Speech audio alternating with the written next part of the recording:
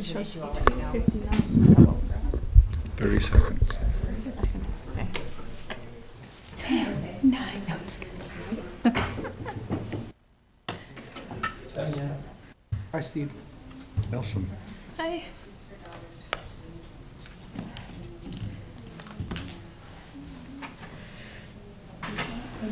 Wait for Mary.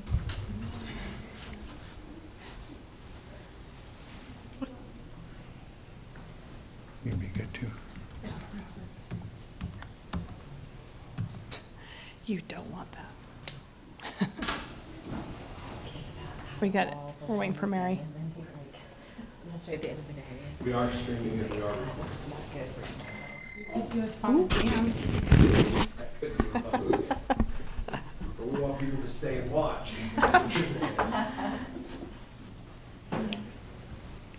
Did he get it last night? It's 3 a.m. So miserable. You're a minute. I know. It's just 'cause I don't think he slept in the meetings. Now it is. Oh, they had it too? That happens all the time with them. Forget what it's like to have that many little kids at home. I know, right? When you go to bed and sleep all night. So are you doing capital follow-up? Yeah, I'm doing Okay. that stuff. Okay. Luckily, It's so we have cold two. in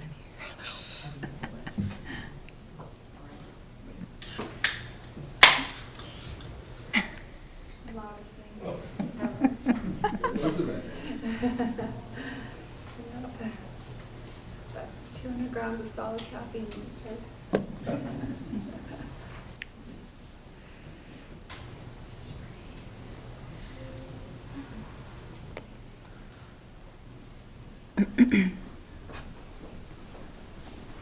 Are you waiting for me? Oh, I'm so sorry. I'm just gonna.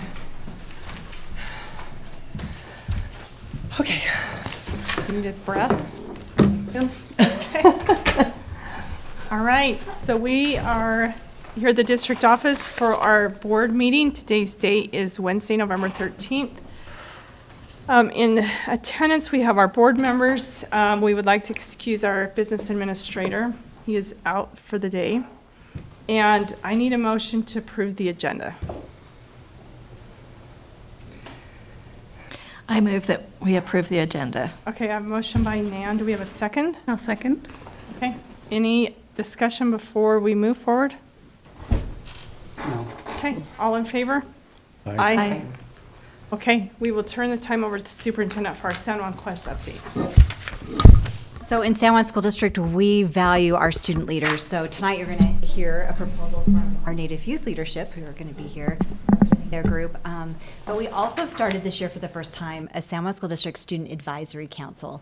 That council is made up of one senior and one junior from each of our 5 high schools. And we had our first meeting with them this week. Really the purpose of that group is to build leadership and capacity for student leaders and to be able to provide advisement on any district initiative that we're doing. So some of our thoughts are, how do we get input from students and student voice in these many projects and initiatives that we do? So some of the things we talked about with this group this week that maybe we would focus on, and some of these were their ideas and some of them were things that we said we would like to. So some of those things are, how do we increase respect and belonging and participation in our schools so that all students feel like they belong as part of the student body?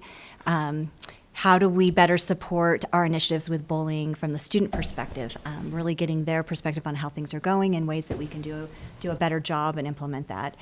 We know that the no cell phone policies that we've been implementing, we need more student voice on that, especially if that becomes a legislative mandate. What does that look like for our district? So those are just a few of the topics that we kind of started talking about that these might be interested in hearing from them.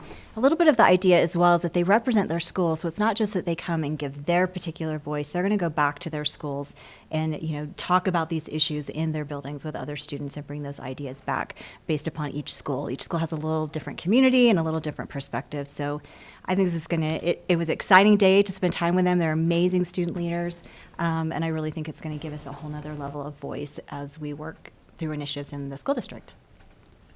So did the students participate well?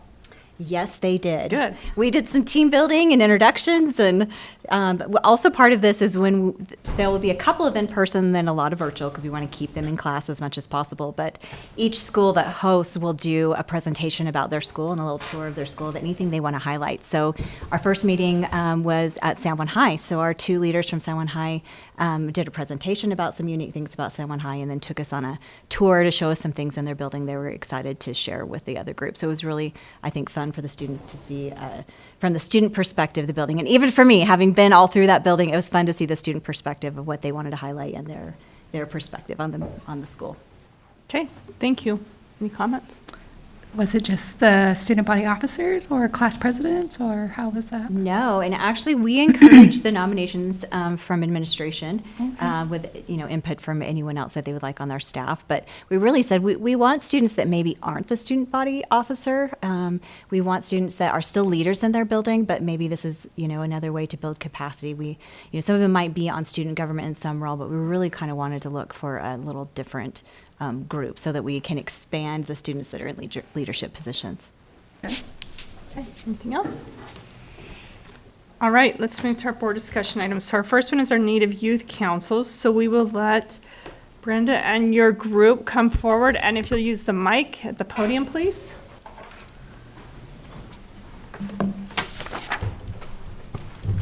Welcome, students. So I will be sitting here for support. Okay, We're gonna do their presentation. all right. That is a single dandy and it's on its own. It's like Otachi, Bashashi, my Dishki, Dasha, Torachi, Dashanella, Shama Dosh, a Rina Dojum Dandy, Yashamasana, a Sally Robbins, Yashanella, Staroshanella, C.A. Betty Dojum Dandy Senior with the Dan Otto, Dislakui Dan Asha. Hastant Adasha Nachle, Akut Out A Dinner Asan initially, Otto San Juan High School Do, Utah State University. Enish taught. Hi everyone, I am your Vice President for Native Youth Council, and we are super excited to present today. Adeshe Lansfigay she Goshen Shlo Yani Bashashi no Tachi she Aushkan Dashanella. So my name is Lance. I'm a senior at San Juan High School. I'm also the student chair for Native Youth Council, or the president. And today we're just here to have our school board here approve our agenda and just the basic approval for us to go to mid-year. And with mid-year, it's kind of a amazing thing. I feel like unity itself from our schools is great, because unity, I've seen it with amazing student involvement. I've seen people that normally wouldn't get along get together. It integrated this is based off of San Juan High School's perspective. So I've seen it integrate the native population to the white population, stuff like that. And that's whether that's with our activities or anything like that. But specifically mid-year, they based off of leadership skills, and with their curriculum and stuff, you can really learn a lot from it, I feel like. Whether that's through environmental advocacy, wellness advocacy, mental health, culture, and that's mainly done through their Lighting the Fire curriculum, which kind of helps you identify problems within your community, or with us, our school district, or your schools specifically, and it teaches you how you can identify them, solve them, think of ways to solve them, and how you can implement those. That's one of the things that we go through at mid-year. How about you? Okay, it's been really inspiring for me because I've never heard of tribes around there, and it's just super nice to meet other people, and it helped me to break out of my shell and be a leader and talk and step it up for our groups. We had a group where we were talking about educational resources and how we can improve it in our Native people, and so I was just being the leader and telling them some of our educational resources that we have at our San Juan School District. And we've had some very exciting guest speakers. One of the years we had Kiowa Gordon, and it was super inspiring because I look up to him a lot, seeing him in Dark Winds, and it was just, it was an amazing. And we have round dances, and we get to dance with other people, and it's just gathering together as one tribe or one one, and it's super nice, and it is a very safe event. We have Brenda and Tony that take us around and make sure we're safe and always checking up on us. And like with the conference itself, they also have their own like security measures, such as like they really push their ID that they give you just to know who's who and who's within what. And you know, we're with Tony and stuff like that, so I believe it's really safe as well. And they promote a lot of things like leadership, you know, how you can get into a position of office and how you can solve a problem from there, or whether that's anything like that. And I believe they have submitted our agenda to you. I don't know if you have any questions or any clarifications you want on that. Any questions for these? So both of you attended this last year, is that correct? And what was your favorite part? I think my favorite part would be like the Toda Otham round dance. You know, it just got me to experience another culture, you know, see another side and just experience what they normally do. You know, something that I wouldn't have normally seen if I just, you know, went to Phoenix, you know. And I'd say my favorite part is like when they bring in all the singers, and it helped me to relieve my stress. And now I have a Spotify playlist of those native singers, and it's helped me to get through some hard things and to focus on my schoolwork more. Yeah, and they really push like wellness, like they push like mental health awareness, suicide awareness, and stuff like that throughout the year. But I feel like they try to, you know, think of ways for you that you can bring back to your community or ways that you can apply to yourself as well. Thank you. I do. I think last year my biggest question was, what is the benefit to the students? I went the previous year and, you know, I didn't get to see a lot of participation. So my thing would be, how would you get the other schools or the other students? I mean, it's greatly benefited you and you've got to see a different perspective with being there and having that experience. How would you get the other students to be more involved just like you would be? I feel like with some schools, they usually, like, they don't have a basis to build on. Like, let's say a school from Monument Valley they're in like a group next to us, you know, maybe we can discuss it. Maybe they'll know us more. I feel like if we were to like reach out with them and like give them an idea to work on, you know, we'll talk to them, brainstorm, and then like be like, so what's something that you're facing? And then like, you know, we can, you know, just making that basis of them to build onto themselves with themselves. And I also just think setting the example, like being the leader in the group and just telling them they can do it, because it's really tough to talk in front of people that you normally don't talk to. And just encouragement is the biggest one, I think, for a lot of us. Just say, hey, like, do you have any ideas to add to this? Or, yeah. And, you know, that could be, you know, applied to anybody else, you know, not just specifically us, you know, like maybe it would be with someone else that can help them figure it out, you know. Right. So if I could ask, I mean, maybe it's going to be a long bus ride home for you, and you guys are going to be mixed with all the other students. Maybe have these discussions on the bus down there and then on the way back. So that way, like, okay, well, we have this perspective, or, you know, this is what I learned from it. I mean, that would be beneficial to me, because at least I know they participate and they actually were involved in everything that it has to offer. Because you're right, it does open up your eyes to all the other nations that do attend. And maybe they'll be interested in going at the end of the year conference too. So, thank you. The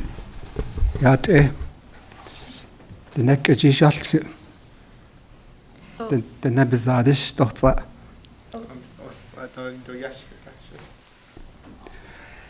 Good afternoon. My question was, are you fluent Navajo speakers? Some. Some, I'm not fluent, but I can, you know, get a sentence out. You can comprehend. Well, my encouragement, because it is Native American Month, and I do support your program, your projects. There are over 500 different tribes throughout this country. And whatever opportunity or chance you get, to learn even one tribe or two tribe. Take advantage, because like I said, there's over 500 tribes, and we all don't know every one of them tribes. I was down in Maricopa, Arizona this weekend, and I've seen some communities, they call it communities rather than reservations. And a week or two ago at Gila Bend is where President Biden came and apologized for the United States government for those students that went to school a long time ago. And I encourage you to study that history as well, because those students were not as fortunate as you are. And you students nowadays, you are very fortunate. So I encourage you to learn as much as you can and get to share these information with your fellow students and other students throughout the country, especially throughout the Indian country. Because like I said, there's over 500 different tribes and we don't know each one of them. So once again, I encourage you and I thank you for being involved. I hope you get some more students to join your program. Good luck. Question.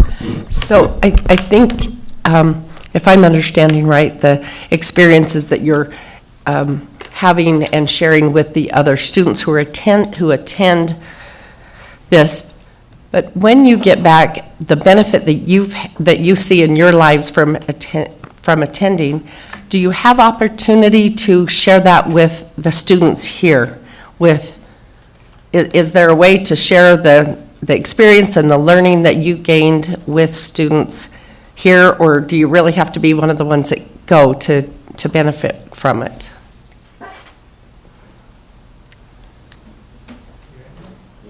So I think just what I've learned is, well, just take giving back to your community. Like they say, give back to your community. And I've, like, embracing other cultures. Like recently over at San Juan High School, we got a teepee in front of our school. And it had a lot of meaning to different native cultures in our school, because not only is our school 50% Navajo, but there's it's mixed, and it's helped us to get ideas how we can improve on our Native Youth Council, especially educational resources. We have some pretty cool events that are coming up in this year or next year actually, and just getting our Native American students more involved with this. Yeah, and with how you said, if we can bring it back. So they teach us a set of curriculum that we can bring back with us. It's step by step, and it's outlined for us. And then, we learn it, and then we bring it back, and then in hopes that we can spread it. We can spread this problem-solving ways that, whether that's to a freshman, we can spread that into them so that way they can either use it or spread it along as well. Okay, so that's great to know that they provide that for you. So are you doing that? Or do we need to help, or San Juan High School or us, do we need to help facilitate an opportunity for you to share it? Is it being shared, or is there just that there so that it can be shared? I mean, have you used it? Have you been using that step by step and presenting? Is that what you're explaining, that it's there for you to present, or? We've had Native youth leaderships. We did a presentation on self-care, and that's one of the things we've learned. And so we just combined it all into one slideshow and presented it to Whitehorse, Monument Valley, and Monticello at one of our conferences. Okay, all right, thank you. That sounds great. Thank you very much. Glad you came in. Thank you.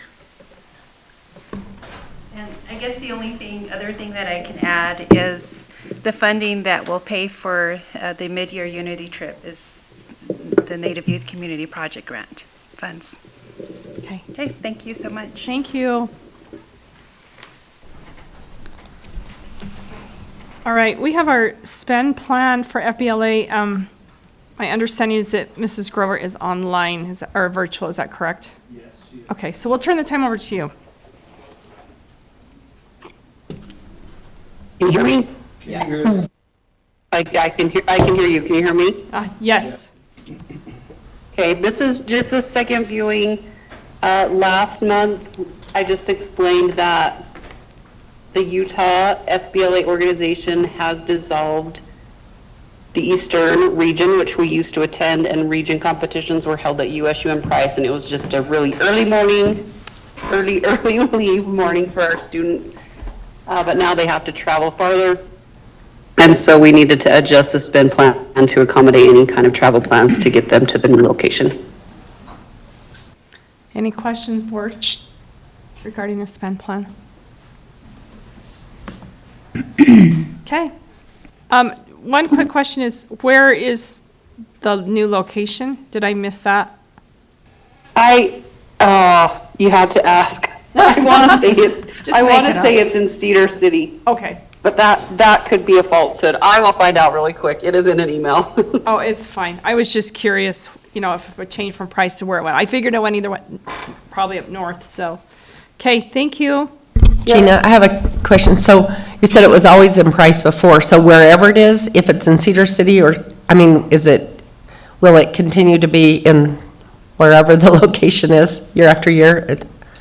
I would expected? believe so. Okay. I would believe so. Okay, Yeah.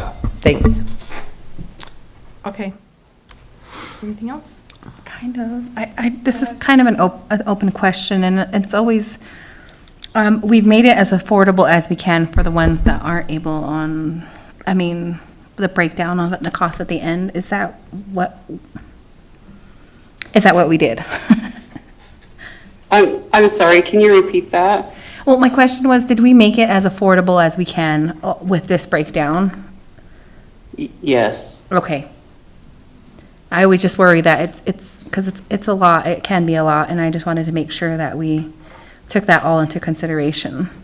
Yeah, it really can be, and I feel very fortunate that for three or so years, the state CTE programs had a special grant for CTSO organizations, and we really helped and supported our teachers in applying for that grant money that helped offset some of the costs, and they were really able to build up their lending library of clothes and jackets and some official apparel that they needed, so that burden was taken off students, and those still remain with the programs, and students are able to use those. So while there's those additional official dress that is required, most of our programs have access to a lending closet of attire for students to utilize to try to help offset some of those costs.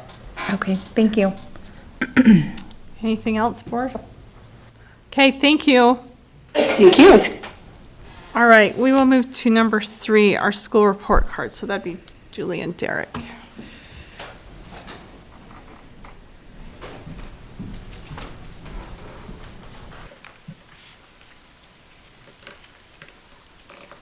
All right, so we've been asked to come today and just ask any questions or share with you anything about the school report cards. And do you want to speak to secondary first, and then I'll jump in on elementary? Sure. I don't know if you wanted a quick overview or if you guys had questions, but I just kind of broke it down to where it's kind of an overarching thing. You have the exact data in front of you, but I just wanted to go over some of the big notes on some of the data within the secondary. So just going through the information, I noticed 5 of the 6 have at least one critical needs area identified, and that's just whether it's regarding growth, proficiency, graduation rates, and let's see, what was the other category? The English learner process. So one school has kind of one of those focus, and those have been addressed through their 90-day plans and their ongoing professional development that they have. That's kind of one of the challenges, but one of the things that's going well for the schools is 4 of the 5 have identified one of the areas that is commendable. So it's one of the things that they're doing well as well. And again, it's of those 4 categories. And then although some of the schools have some of the areas that are maybe not commendable, they're still either at or nearing the statewide averages that you see there on the front page as well. So there's just kind of different ways to look at that data. It's a lot to look at, but those are just some of the big breakdowns that I've seen as far as what is going on in with the secondary schools. So I'm happy to go into more detail, or if you have questions, I can answer those as well, or if you want to hear elementary as well, we can do that. But Does anyone have specific they'd like to ask? I do, and maybe this is really obvious to everybody else, but if we just talk about the very first one, English language arts, mathematics and science, are the percentages next to that, I mean, that's on underachievement. Does that make sense? So is that where we're achieving those are, how high our scores are? Then the growth, that measures really where we've moved from point A to point B or C. Okay, just like that. And then English learner progress, is that similar to the growth? It's similar, but Progress they and could be growth? identified in a specific ML or EL status as well. So those are also looked at for those specific students as well. But it is taken from the English language arts, but those are the specifics as far as those who are identified as English language learners. Okay, and then the fourth one, post-secondary readiness, on this, first one, we're saying ACT 18 plus, so 17%, 17.2% of those students are ready or at Scored 18 plus or higher on their ACT. scored an 18, scored 18 or higher, and for your graduation rate, that means we've got 95% of the students right now on target for graduation, correct? Right, and so then- that would be the cohort moving along with that. Okay, Yeah. and then readiness coursework, And that's just. what is that category? That's just based on some of the information attached with the specific grade levels, and again, those are identified through state measures as well. So specifically with the 9th, 10th, and 11th for this particular school, those are some of the areas where the coursework is identified, and that kind of is a measure of on-track status as well too. So that's one component of the post-secondary readiness. So again, that's just looking at how well are they prepared for secondary. And then Do you want me to jump in on that? Yeah. So specifically, it's looking at concurrent enrollment and your career and technical education. On just the readiness coursework, or, Yeah, okay. that's what they're looking at. So the one is the ACT, the 4-year, okay. All right. These are, yeah, okay, thank you. So one quick question. I think it was ARL. Let me pull them up real quick. I'm scrolling. I don't have page numbers It's on right mine, but there. I think it's So like- one thing I noticed is a trend with all the schools is attendance, and but I see their school has 85.2%, but yet the math and the science decreased a little bit. Is there Right, and so. did or rhyme or reason or what? Yeah, and again, attendance is one of our big focuses this school year, and that's Right. been kind of portrayed. But even with that, so the measures with mathematics and science, so mathematics compared to the state is at 32%, so they're at 28. So again, even though they dropped, they're still near that state average. Okay. And then at the science one, as you can see, that one, they're at 41.9%. They did drop, but they're still above the state average at 38%. So it shows a decline, but they're still above the state average. Okay. So again, it's kind of looking, how do you want to look at that data? Yeah, there's declines in some of the schools to where they're still above state averages, and there's increases in some of the schools, but they're still below the state average. So again, it's there's different ways to kind of look at that, but I think all of that information and all the use in there are being used to kind of form their 90-day plans, what areas they're going to tackle, if it's English or Sure. if it's math or science. And so that's kind of ways that we break down this data in our deep data dives and PLCs at each school. Okay. Because I'd like to say that obviously attendance is pretty key in a bunch of this. Right. You know, so, okay, thank you. And I can't see it, but where is the state average listed when you're comparing? That's on the front Top. page. Oh, Yeah, okay, yeah, you're yeah. back on the front, Yeah. okay. I had to Not write on the it. individual, okay. Yeah. That was going to be my question too, is it looks to seem that we're not too far off from the state averages. So, but of course, when you see the red lows, you're like, oh my gosh, where are we, where are we at? But we're doing interventions to bring those up and doing all that we can to, because I know it's only November, so we can't freak out too much yet, so. Yeah, and a lot of this data is from the last school year as Right. well too. So looking at those, and again, that's where they can use this data to plan for the next year on tackling those specific areas of Thank you. content. So, Thank you. thanks. All right, so I think it's important to remember that school report cards are one piece of data that the state uses. We have multiple assessment pieces that we're looking at the elementary level and at the secondary level. Another important thing to note is that while you have achievement growth, you have EL and you have post-secondary readiness and ACT. The difference for elementary is we do not have post-secondary readiness and ACT, we have early literacy. And so when you look at achievement, that is proficiency. When you look at growth, that is individual student growth over the year, from year to year. EL specifically looks at an assessment we give called WIDA, and it has 4 components, domains that we look at, reading, writing, listening, and speaking. And then early literacy is our Acadience data that is reading, that's our reading Acadience data. So some common themes that I'd like to share with you that are very positive for the elementary are, number one, growth. I think when you look at growth across those elementary schools, all of the elementaries have made typical or better growth on their RISE testing, because this is referring to RISE testing when you look at proficiency and when you look at growth.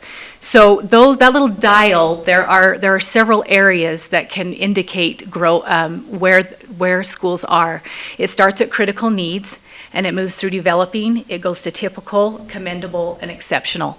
And all of the elementary schools are at typical or better from last year, which I think is a huge celebration.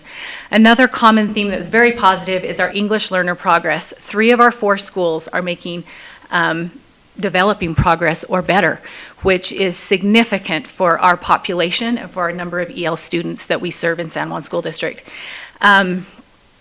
Early literacy is a huge celebration. 4 of our elementary schools, including LaSalle, that does not have an N size big enough to have a report card, they made that 70% growth for Pathways to Progress for early literacy. That is significant. And I think a highlight, I don't know if you've heard yet, but the state is highlighting Monticello Elementary as the only elementary in the state of Utah that kindergarten, first grade, second grade, and third grade made 70% growth in a school, consecutive grade levels in a school. So it gives me chills. It makes me so excited about the work that is happening in the elementary world, and and the strength that school is providing for other schools in our district as well. While those things are very exciting, we do see challenges in this data. Proficiency is definitely a challenge. You can see that proficiency across the board, and we have to recognize that growth must come before proficiency. So when students make individual growth, it will over time affect proficiency, meaning they getting to benchmark or to grade level.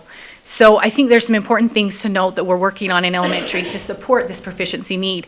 The first is highly effective instruction. We're working on that as a district as well as individually in our school improvement meetings, in our individual school meetings, in our school leadership meetings, in our PLCs, at each individual elementary school for Tier 1, whole class, and for Tier 2 and Tier 3. Specifically with CKLA with Tier 1, and specifically with 95% with Tier 2, we are seeing huge gains already in growth that is going to affect our data for this next year. With 95%, filling gaps for students, foundational skills to learning how to read, being able to comprehend what they're reading, and developing their vocabulary to be able to do better in science, to be able to break up those words that are very difficult and multisyllabic and be able to understand what they're reading in science, math, and language arts. We're doing very specific professional development on teacher clarity. We're doing specific professional development on engagement that is specifically related to our TSI, ATSI, and CSI designations. So while we're working on engagement strategies and effective instruction, we're braiding in what does that look like to scaffold student learning to meet Tier 1, meet grade level expectations with our subgroups of students with disabilities and English language learners. This is a huge task. Our principals and teachers are 100% on board, been very supportive, have amazing attendance at these trainings. We have instructional coaching that's happening. We have evidence-based curriculum that we are really monitoring and supporting. School improvement meetings to design our strategic plans for elementary. We're working closely on our 90-day plans. We have change management plans that align with our 90-day plan goals for the state. And we're collaborating across elementary schools, which is huge. Another big challenge that you'll see in this data, aside from proficiency, is chronic absenteeism, the one that you've already mentioned. And I think it's important to understand that chronic absenteeism and consistent absenteeism is what those two words coincide.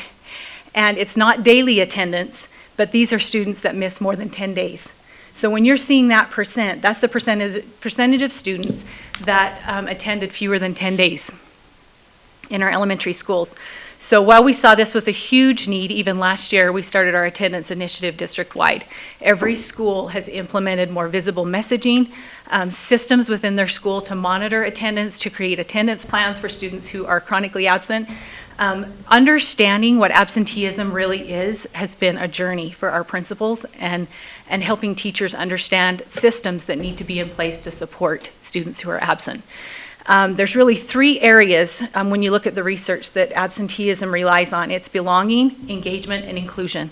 So when teachers and schools can make connections with students for them to belong, for them to be highly engaged, and for inclusion to happen, that all students can be included, attendance goes up. We're focusing on those areas in our school improvement meetings in elementary, and we are already seeing significant growth. Montezuma Creek Elementary, for instance, last year did an incentive at the end of the year. 59 students qualified for this attendance incentive. This fall, 169 students attended and qualified. So I think that's huge. Any questions? Any questions? Well, Go ahead. explained it very well. Sabinska Elementary School is disturbing. Yeah, there are challenges there. And Mrs. Armato and I have had lots of discussion. It's written into her plans to support those areas. Even the EL that is critical needs. We have had a lot of teacher changes, which makes a big difference on that data. We have had, we're implementing new curriculum. Coming out of COVID, we're moving students towards being back to school and supporting families. So there really isn't just one area that plays into the data that you're seeing for that school. There are a lot of parts and pieces that play into that. But all of these things that I have mentioned, one of the areas that they're designated for school improvement is economically disadvantaged, which takes into all of these things that we're talking about: Tier 1 instruction, attendance, feeling like they belong at school, reaching out to families. So yes, that is definitely an area and areas within the school that we are having conversations about and that we are actively planning and supporting right now. I hope that's your priority in the district for that school, because looking at the report, that's the lowest, even the attendance. Yeah, absolutely. Okay.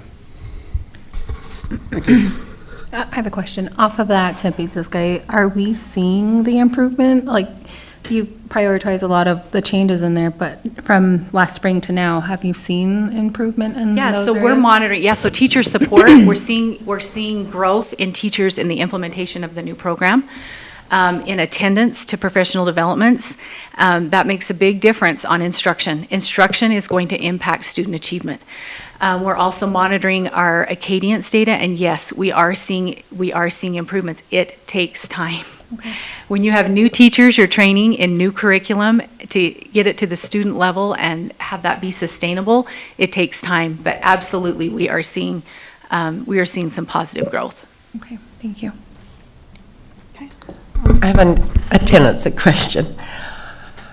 And this might be obvious to some people, but I really don't know why. Now, it's elementary, so the parents are the ones responsible, and it's kind of easier to make your little kids do things than it is your teenagers. At least that was my experience as a parent. And do we know why parents, is there kind of across the board reason why they don't send their young children to school every day, except for, in the case of sickness? And I can speak to some very specific things that we've worked on this year in our schools.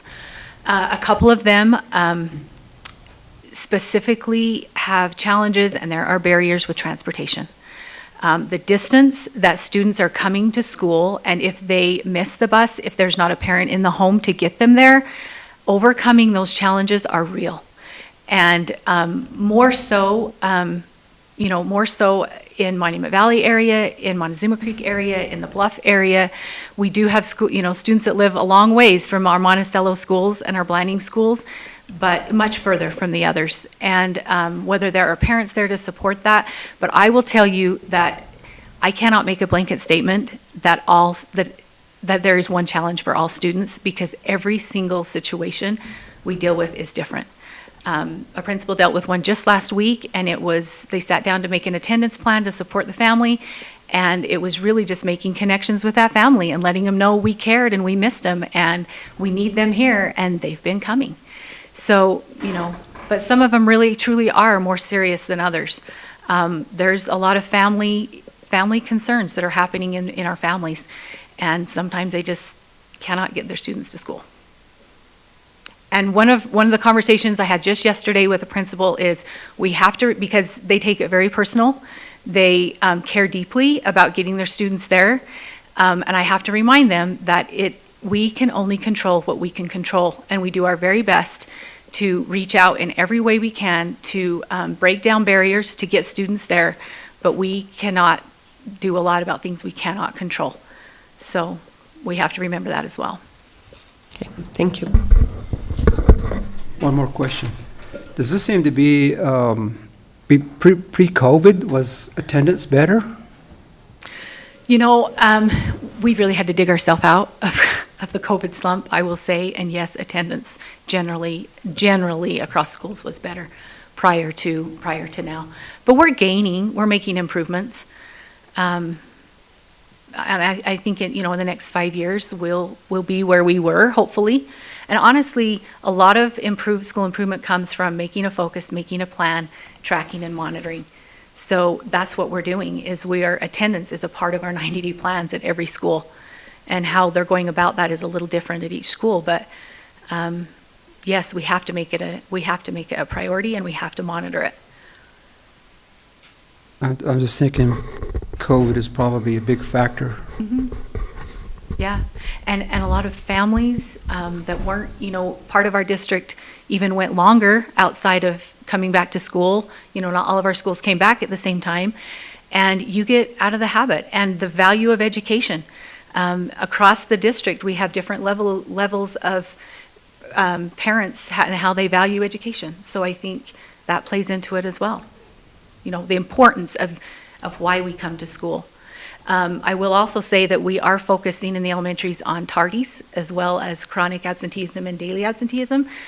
Being to school on time is very important, that they don't miss out on that first of the day work and the end of the day. So that's early checkouts have been a huge challenge across the district, so we're addressing that as well. Okay, thank you. All right, we have two policies, 5260 and 2215, Laura.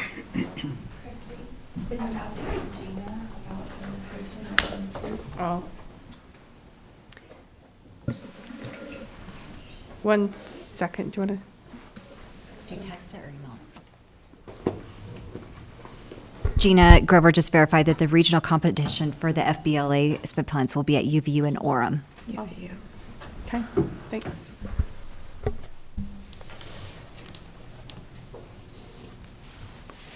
Is it this one first? Oh, okay, it is all the, okay. So we received, our adult ed program went through a state audit. So we, as a result of that audit, we are doing some changes to our adult ed policy. Particularly, we did update our eligible participant portion pretty heavily, and our GED testing and the graduation requirements to be in compliance with the state rule. So that's why you will see this policy very heavily redlined. So we were just coming in compliance with the state rules so that our policy will be updated so we can pass our audit. So we do have to have this policy updated by December 31st. So this is our first reading for this policy. Gina wasn't here to answer any questions. So I hope you don't have any tough ones for me. Any questions from the board? And just to address, as I was reviewing this policy before coming down here, I did notice in 5260.6, I did catch an error. Tuition and fees may be charged up to $100. So I think it says may not. It should be may be. So I did catch that on my way down here. Okay. Does anyone have, go ahead, Steve. Yes. Under it's 5260.9, methods of document credit. The first item in the table is work experience. And then in the description, you can earn 1 credit for 180 hours of work, but it takes 450 to earn a half credit. Is that right? That probably needs to be updated as well. Okay. The auditor did catch the 180, but they did not catch the 450K. So it's up a little bit. I Right saw, there, yeah. Is that the only place that had that? Yeah.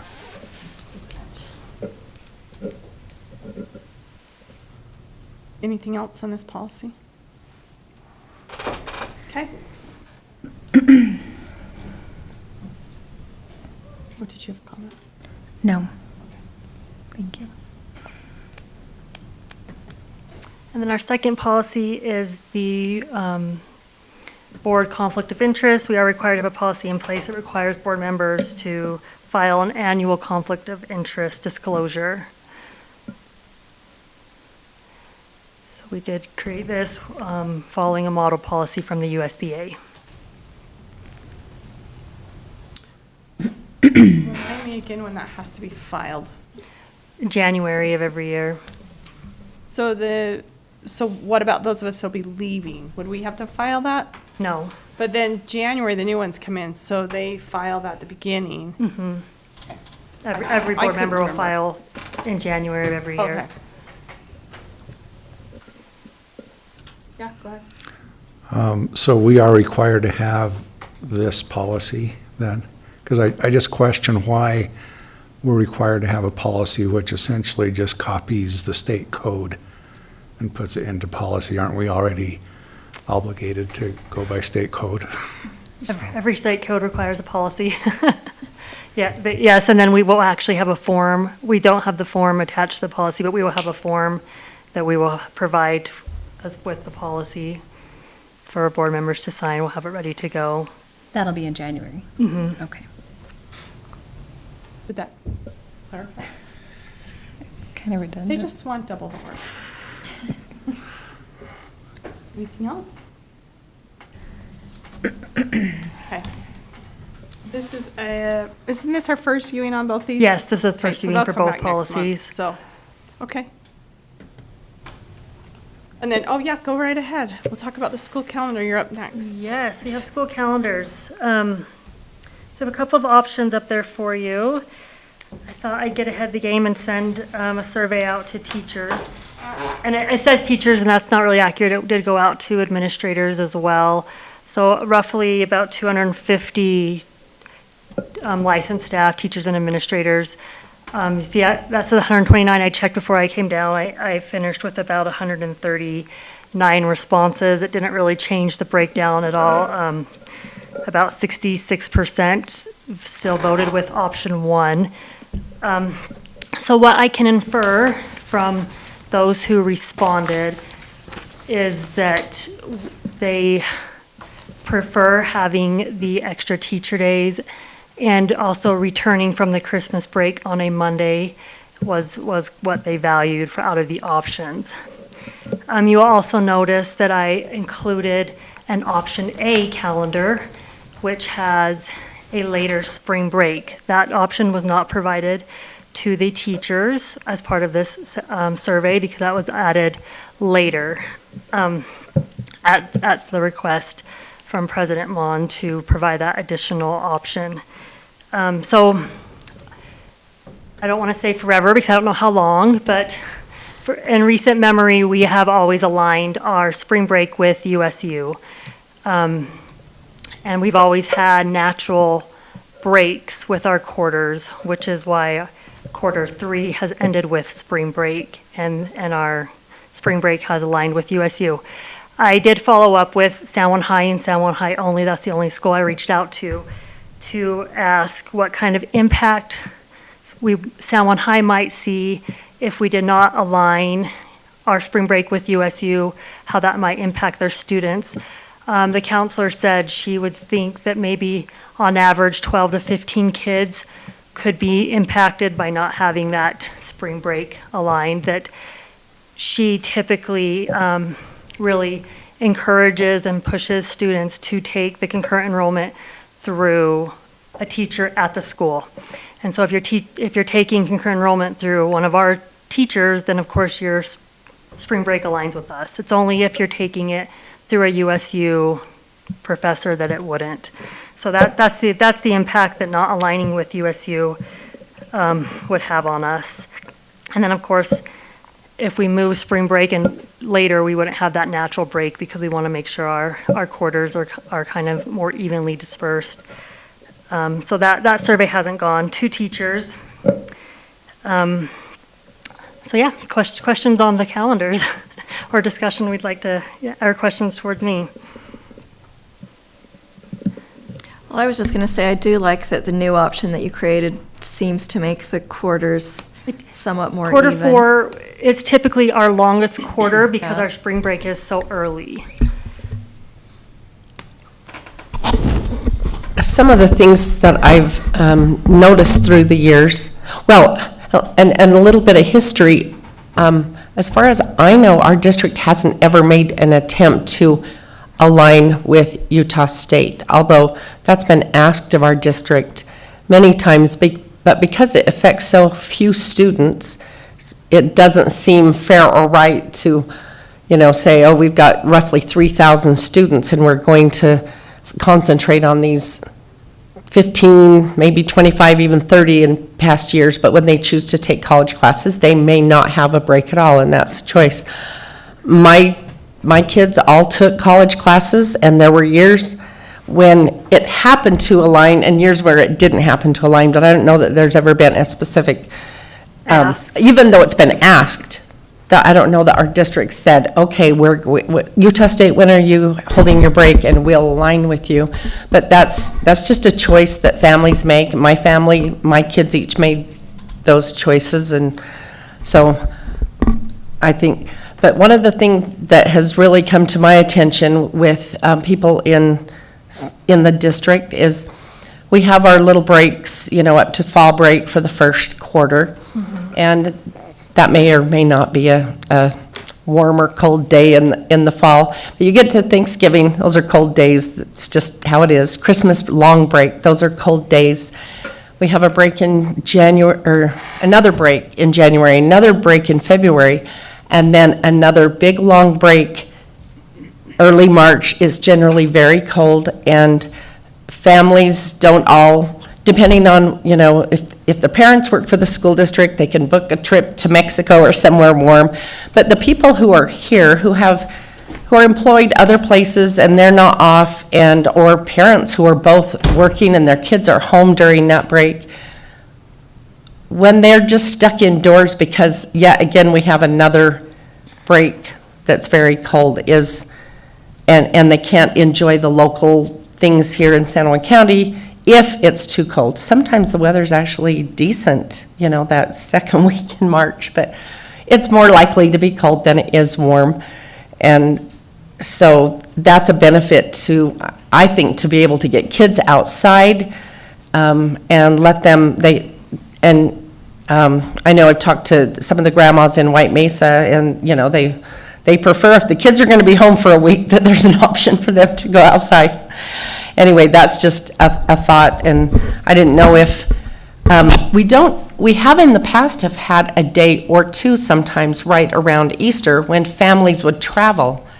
We have, and it just depends on the way the calendar fits. Falls in the year. Yeah, and we didn't have an extra day for the snow makeup with this particular calendar. So when I moved that spring break later, I did fit it with the Easter holiday week. Oh, it is, this one is With the option A would be the Easter weekend there, but there wouldn't be that snow makeup day in that particular calendar. Oh, right, and if I remember right, and you may remember as well, once we had the option of usually if a late start on a snow day, that's become more common to say, hey, let's do a late start, and then we don't cut out a day of in-person education. And then we also now, after COVID, have the option for virtual, which is, highly controversial. But the late start, there's less need to build a snow day in the calendar, isn't that right? Sometimes when Veterans Day hits our calendars too, that takes away kind of that extra day too, so. It does. And one of the reasons why I do like the Easter, the Veterans Day, it was explained to us multiple times, I think, before we really understood well about what a family time that is for many families in San Juan School District, how families gather and they, it's very much like Christmas and or Easter, families gather, and it's nice to have that opportunity so that people aren't missing school because of Easter. But anyway, lots of options are good, so thank you. Another thought. So I'm hoping that the consensus is that we'll allow this option A now to go out to teachers, and can we get parents' input too? Is that? I guess, am I allowed to say what my thoughts are? I don't know what the protocol is. I mean, I guess my thoughts would be to send, option A and option 1 back to the teachers and see. I mean, I think you'll probably hear from some people tonight as well, and then I'll get some direction from the board. Okay, yeah. Okay, but it definitely affects teachers, but it definitely affects our families who have children in our schools. So can we send it out to families as well? I mean, that would be. It's already available, and that's one thing that I've encouraged people to just look online. It's there. It's on the agenda. Anyone can see it.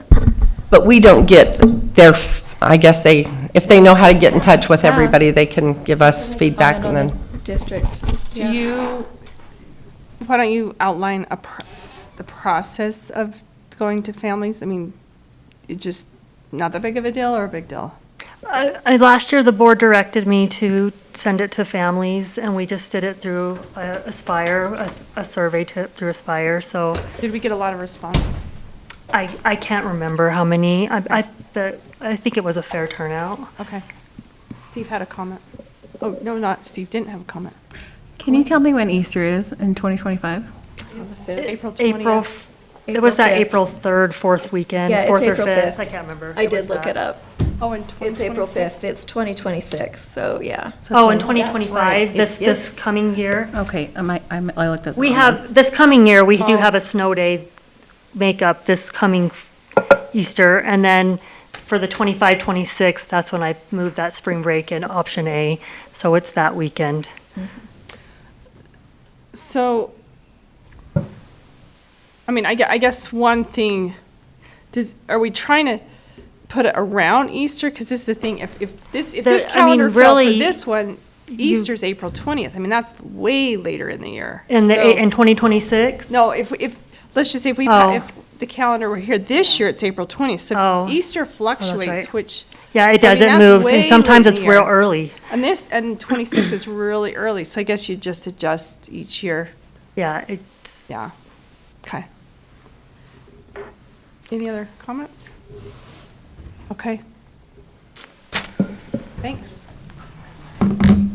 So, wait, Laura, I guess the guidance would be, is the board feeling that we would like to send this to parents and teachers again? And what are you, Nan, what are you, Colleen, Steve, on this side feeling?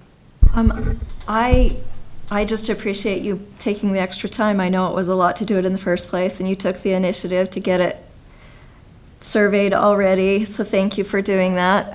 But I also appreciate you considering another option, and I do think we need to get more input from that. So I'm open to surveying the teachers again, and if it's possible, the parents, but I'm.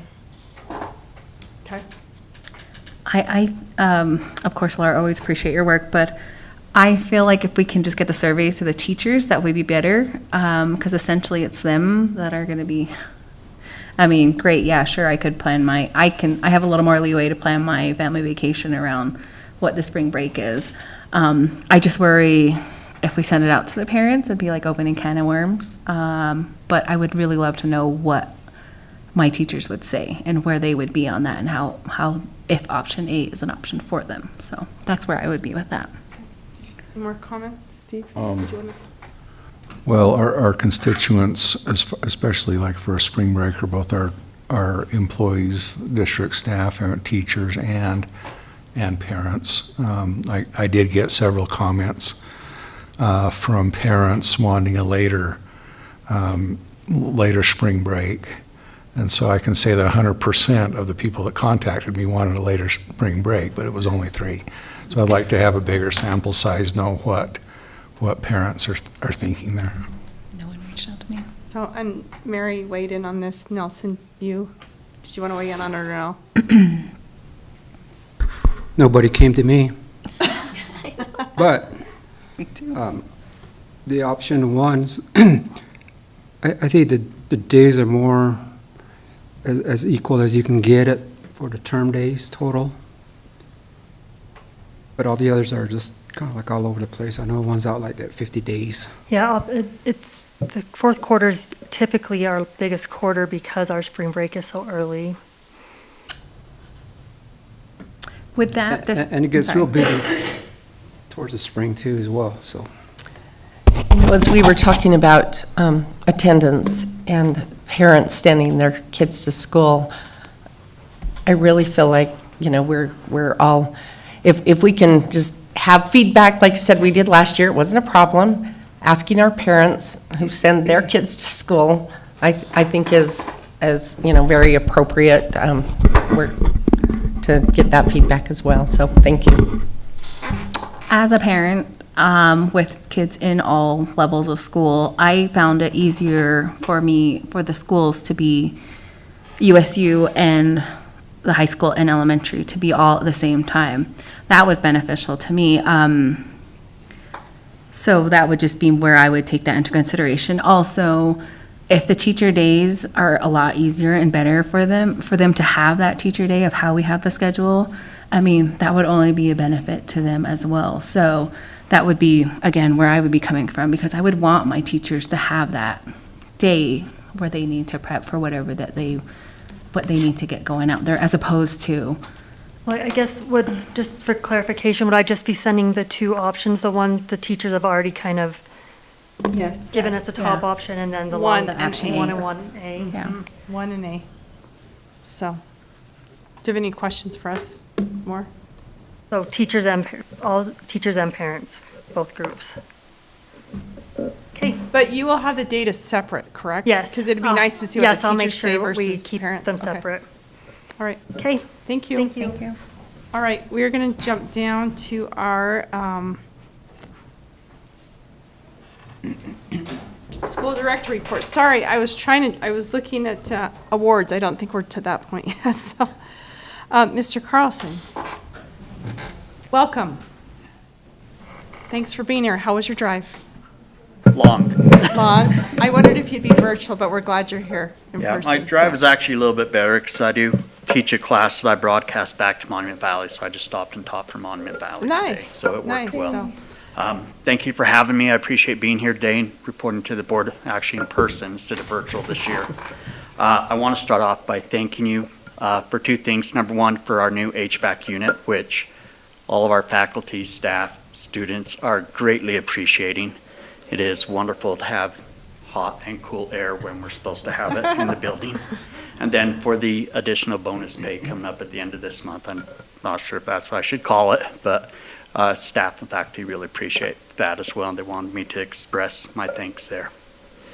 So, okay, so this first slide here, this kind of gives a little bit of numbers on Navajo Mountain as of this year. Our attendance is down slightly after our first term. We are at 89.21%. Last year, we finished the school year at 91%, and we are taking steps to address this attendance. We have had a lot of illness in our community, and it's small enough, the community is, that affects us a lot. Our enrollment numbers are also down by a couple students. We have 23 current students enrolled, so every student that takes a day off really affects our attendance as well. I have the results there from last year's test scores from the Aspire Plus. I know the numbers as far as growth scores with the state. We do not have enough data to qualify to give us a growth score moving forward. Last year was my first year in Navajo Mountain, so I couldn't really compare to what I had before. Mr. Rock did not leave me those numbers. I know our numbers are a little bit low compared to district averages, and I was just looking at the report card, and when I get to our growth plan, we are taking steps to address this directly.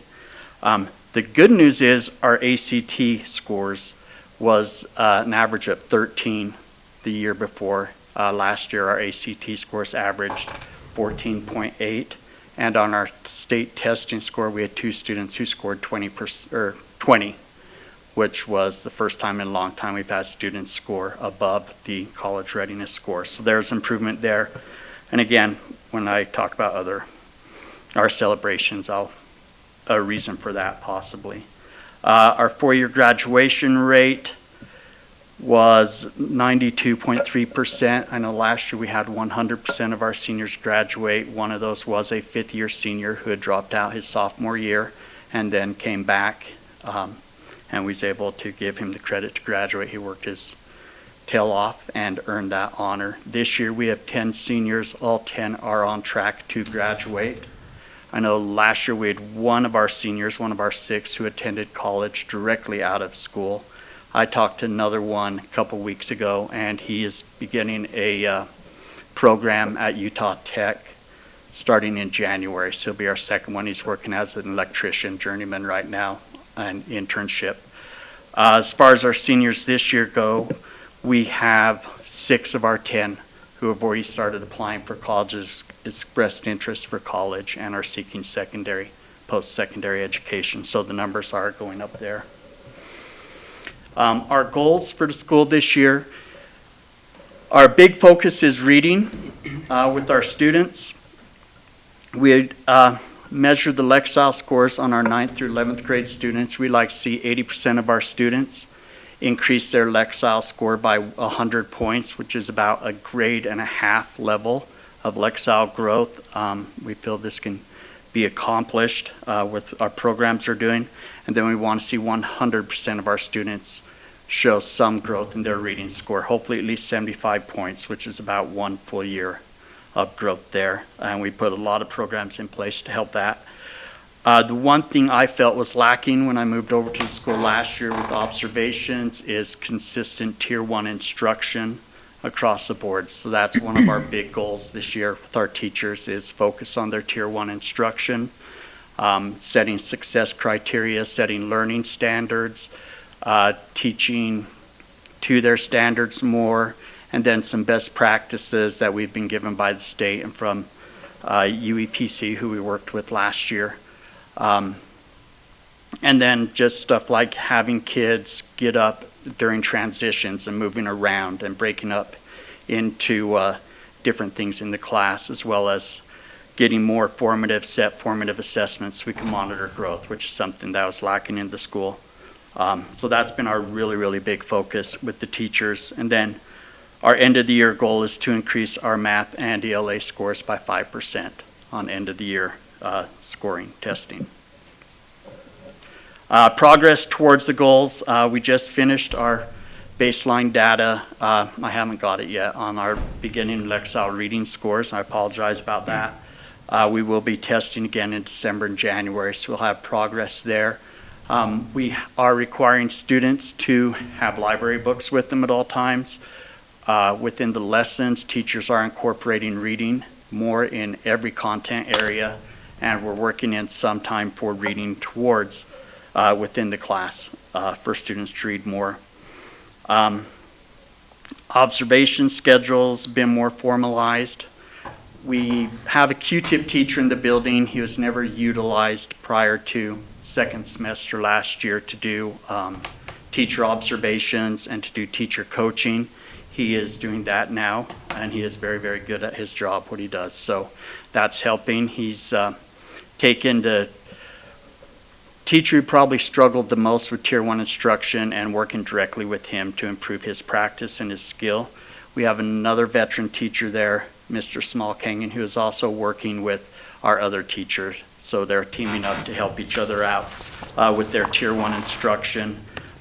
We looked at PD, we looked at PLCs, we looked at our meeting schedules, and we formalized it so it's less helter-skelter. We're studying data at a better rate, and we're able to consistently monitor that. So our biggest challenges, of course, is attendance. I think that's across the board from what everyone said. Our parental engagement is low, but a plus there is prior to last year, our school community council involved Mr. Rock and 3 parents who had students at the school. Last year, I reached out to the community. We had 8 parents on our school community council last year, as well as myself and Mr. Smallkangan, who is our faculty rep. Numbers are down a bit this year, but I do have 5 parents, and we're hoping to engage a couple more who say they will be out for our meetings. They just keep coming up with excuses and keep pushing them there. So we are, trying to get the enrollment number or the parental engagement numbers up. We're working on it. It's always a challenge, especially with a lot of our parents who work in Page or out of town. It's hard to find times when they can come meet with us. Enrollment numbers, like I mentioned, we're down. We're at 23 students this year, 10 of which are seniors. However, we're trying to be, I don't want to use the word aggressive, but we're adding programs that we can fit in with our curriculum, hopefully to bring some of the students back who are attending other schools that live in the Navajo Mountain community, but go to other schools for specific purposes. We're adding esports in the winter, which some of our students express interest there. We're starting an ag program this year. We have hydroponic units that are currently sitting at Monument Valley, and they're going to be transferred to us next week to start growing. We've ordered, thanks to San Juan Foundation, a greenhouse and some box gardens to start building an agriculture program and an FFA program, which some students who don't attend our school, but they've expressed interest in that. We're constantly working on stuff that we can do to add interest that we can control. It's hard to add athletics right now because of our low enrollment. We were able to do a volleyball team this year. We're hoping to have a basketball team. We did have a cross-country team as well. We've started a Unity program. This is our first year with that. We have 12 members in that right now. And then some other things we've added to the school to help out. We have a food pantry that we've started in the area to help our students in school And to help the community out, we've added a full-time social worker / counselor at our school, and she does an amazing job working there. Then we've been bringing in some outside people as well. Today, for instance, we had Mr. Roman McCabe running workshops with our students all day on traditional values, leaderships, goal setting, and so forth. We also brought in Mr. Nick Moore earlier this year, who works with the Motivate Children program to help our students out. So we're really working hard to try and get students involved and build programs that will help us improve our community, community outreach, and to improve the student population enrollment, getting kids wanting to come to our school, with the hopes that then we can add other activities, athletics, and so forth that they would like. Celebrations, a couple of the big ones, we went through and did a physical change of the school as much as possible. The one thing I noticed last year, most of the furniture was in the school from when it was built. So we changed out a lot of the furniture. We were able to get some outdoor tables, some umbrellas to go with that for students to enjoy eating outside and meeting outside at times. We changed the posters on the wall and everything. We sectioned off one area when you come in our door now that is dedicated to honoring the Navajo Code Talkers, and our student government, which is taking a more hands-on approach at the school and getting students more involved, is working on a tribute to the Native females who have served in the military as well, to honor them as well as Navajo Code Talkers. As I mentioned, our ACT scores are up as a celebration. One reason for that is at the beginning of last year, we started Navajo Mountain. We registered as a national testing center. So we offer 4 national tests a year. We have waivers for 2 of our, every student gets 2 free tests during the year, as well as the 11th grade state test. And I think that exposure has seen a rise in our scores. We've actually had students from other high schools in the area who do not offer national tests register and come into our school to take the test as well. So hopefully that helps our enrollment numbers, maybe get some students back in the area. As I mentioned, we formalized and improved our meeting agendas in PLC, so we're focused more on data and concerns that we need to focus on there.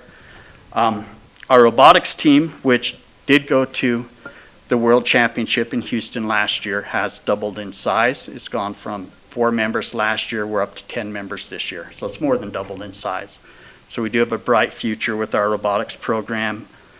Then we do have our student government, which we have got more involved in daily activities, involving flag ceremonies, involving morning announcements, and more of a say in what we are doing as far as assemblies, as far as fundraising activities and so forth. And that's helped a lot there to get the students involved and raise their involvement in school for everyone.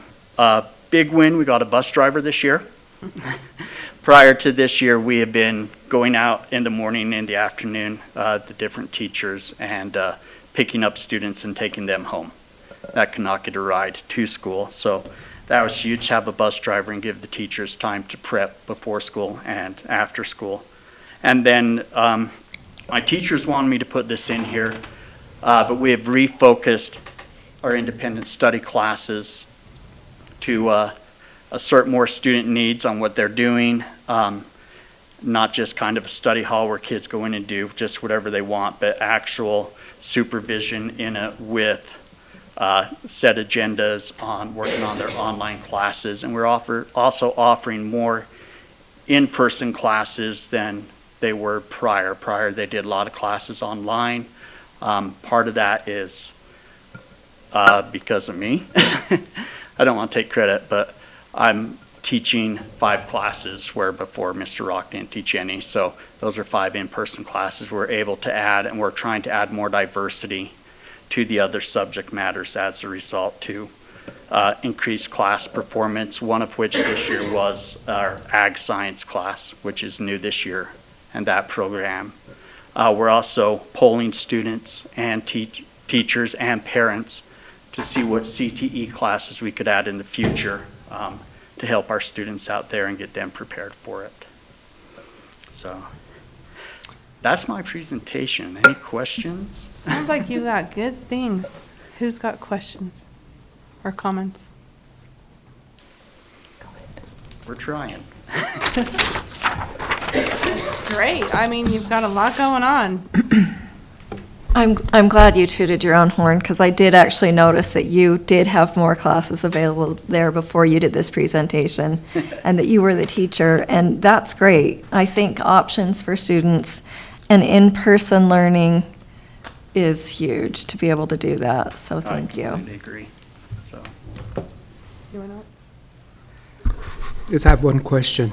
Yeah. On your challenges, are you taking some of these to the local chapter meetings and sharing the information with them to try to get you some support from that? we are. So I do meet in 2 weeks. Me and Dr. Begay will be meeting with our chapter with our chapter officials on 24th. We do work very closely with the chapter to improve that. I will say the enrollment numbers, and Ms. Fitzgerald's aware of this, there are some issues there involving our feeder school, which is completely out of our control, so I didn't even want to mention that, but there's been a lot of problems with the community and the community school and the administration there that's caused a drop in enrollment and some problems. So we're really working with the community, we're really working with the chapter to see if we can't build up the high school to start bringing students back in. Attendance, the nice thing about having 23 students is I can have every parent programmed in my phone and contact parents very easily through text. They respond very well through text messaging to get the students up. So far, second quarter, I don't have the numbers, but I believe our attendance, just looking at attendance reports once a week with our administrative assistant, our attendance numbers are up second quarter. So hopefully that's right in itself. We got illness out of the way and so forth. But yeah, we are definitely working with the chapter. And we're also looking to, we did a Halloween carnival this year for our second time.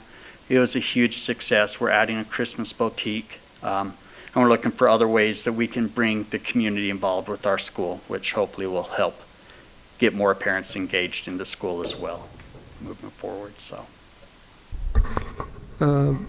shoot me an email when you're going to the chapter meeting. Maybe I can come and support Will you do. as well. And okay. if they're not coming to the school, then we should take it to their chapter meeting and try Yeah. to involve them through there.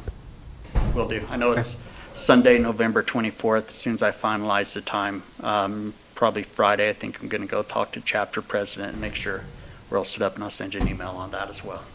Okay, tell them I'm coming. They'll be all excited.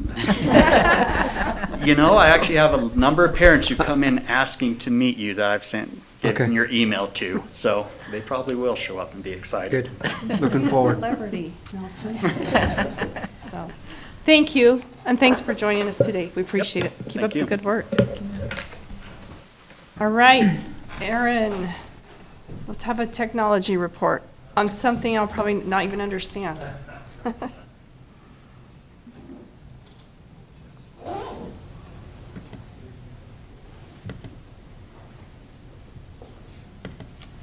Who's going to move your slides? What's that? Oh, you got the clicker? Yeah, I've All got right. this little clicker. So the technology department's been growing this year and expanding kind of what we're doing and how we're working with district initiatives. So I've looked at three areas of our goals: the reliability of the network for our schools.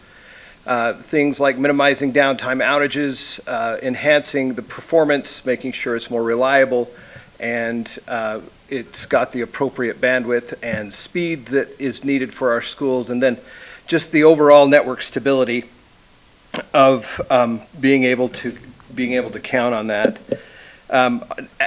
We are expanding the access of our network, so extending the network reach into new locations. We have done some things with that to try and cover schools better, cover areas better, cover places that we hadn't previously had access, and we're trying to increase that as well. And then again, increase that bandwidth and then provide connectivity for our users that is easy. My litmus test for if connectivity is easy is if I can do it while standing in front of 24 first graders. And so we really have to be able to access and use that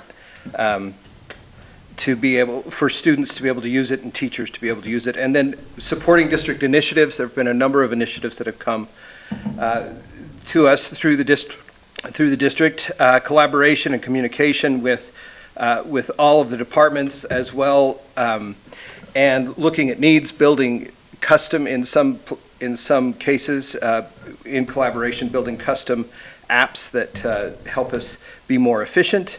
Enhancing the safety in both cybersecurity and physical security is something that has been on our plate for a long time, but has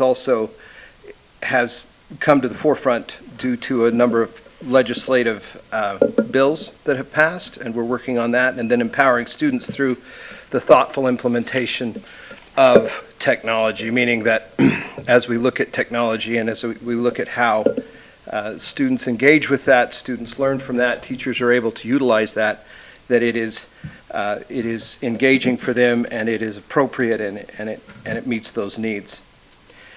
So to get to that point,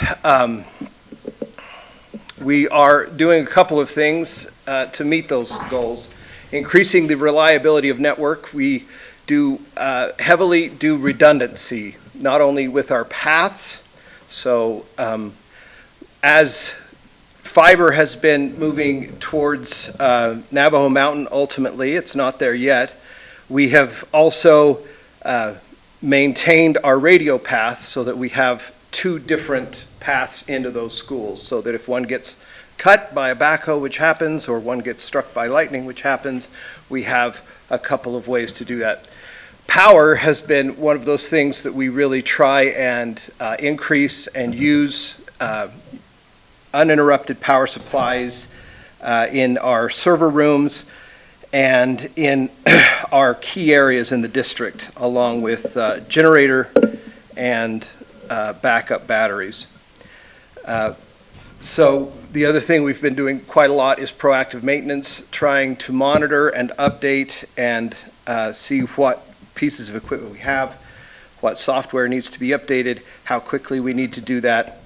And we have also been able to become kind of a self-sustaining of cable building and maintenance, which means that we have different kinds of cable in the district, but we have two trained professionals in our district that can repair and install fiber optic cable now, which is very helpful to us. Saves us a lot of time, it saves us money, and it makes us a little more efficient. As I mentioned, to access, we have the access points that we've upgraded in our school. We just completed a big E-rate project where we went through all of the schools and upgraded the access point, that square thing back there. We've also recently done a survey of those schools to see how our coverage is, to make sure that classrooms have sufficient coverage, and we're able to do that. We were able to upgrade the Whitehorse Housing High School to fiber, so we pulled fiber from our server room into those service rooms in the housing, which will make that far more reliable and hopefully a better experience. The other option there is it is built to a standard which if a internet service provider or ISP came in, they could take that over easily enough and utilize those connections to get that to our teachers. We hope to do that in Monument Valley and Navajo Mountain, but we haven't gotten that far yet. Implementation of Wi-Fi signals around the district and state. We are using EduRoam, and we have that set up so that our students can use that wherever they are in the state. And then some of the district initiatives that we are supporting is, as I mentioned, collaboration to meet technology needs, supporting with technology, hardware, software, and technical support, always trying to make sure that we're available and that the resources teachers, administrators, and students need are online and operational. Building systems upgrades and expansions, and how we work within our building, specifically with things like intercoms and camera systems, and we end up working a whole lot with fire alarm systems and those kinds of things. And then basic M&O of physical security upgrades. We do have a big upgrade to our buildings where we'll be doing an access control piece, meaning that we'll be able to utilize access control magna cards on our exterior doors and on chosen interior doors. Some of our celebrations are, I think I reported this earlier, but we were funded from the State Office of Education for another 5 years of operation on the RRLA, and that has been very helpful and continues to work. I checked it this morning. We were at about 325 homes. It kind of varies depending on what's going on. But one of the things that is of note in my mind on those radios is each one of those radios requires about 3 or 4 other radios. So within a whole system, you have you may have 350 end users, but to get to those, you have radios that back that radio up, and so we're maintaining around 1,100, 1,200 radios, and not quite so many paths, probably about half that many paths.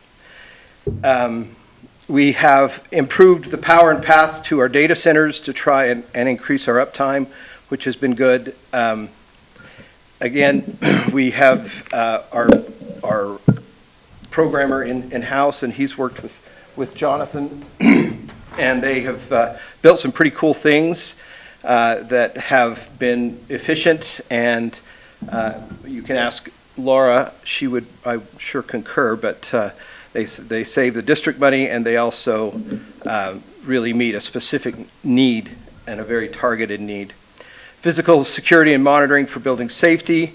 Again, we're working heavily with fire alarms and safety systems in schools, both expanding and assessing those. Interdepartmental communication on projects. We work closely with the maintenance department because there's nothing worse than walking into a classroom and seeing that we've cut a hole in the wall or something along those lines, or so we work very closely with them to make sure that we've got what we need and they've got what they need, and we're able to meet those needs. One of the things that I'm kind of excited about this year, Mr. Carlson mentioned it, we have designed for each school, we haven't designed, but we've tried to provide them with esports labs.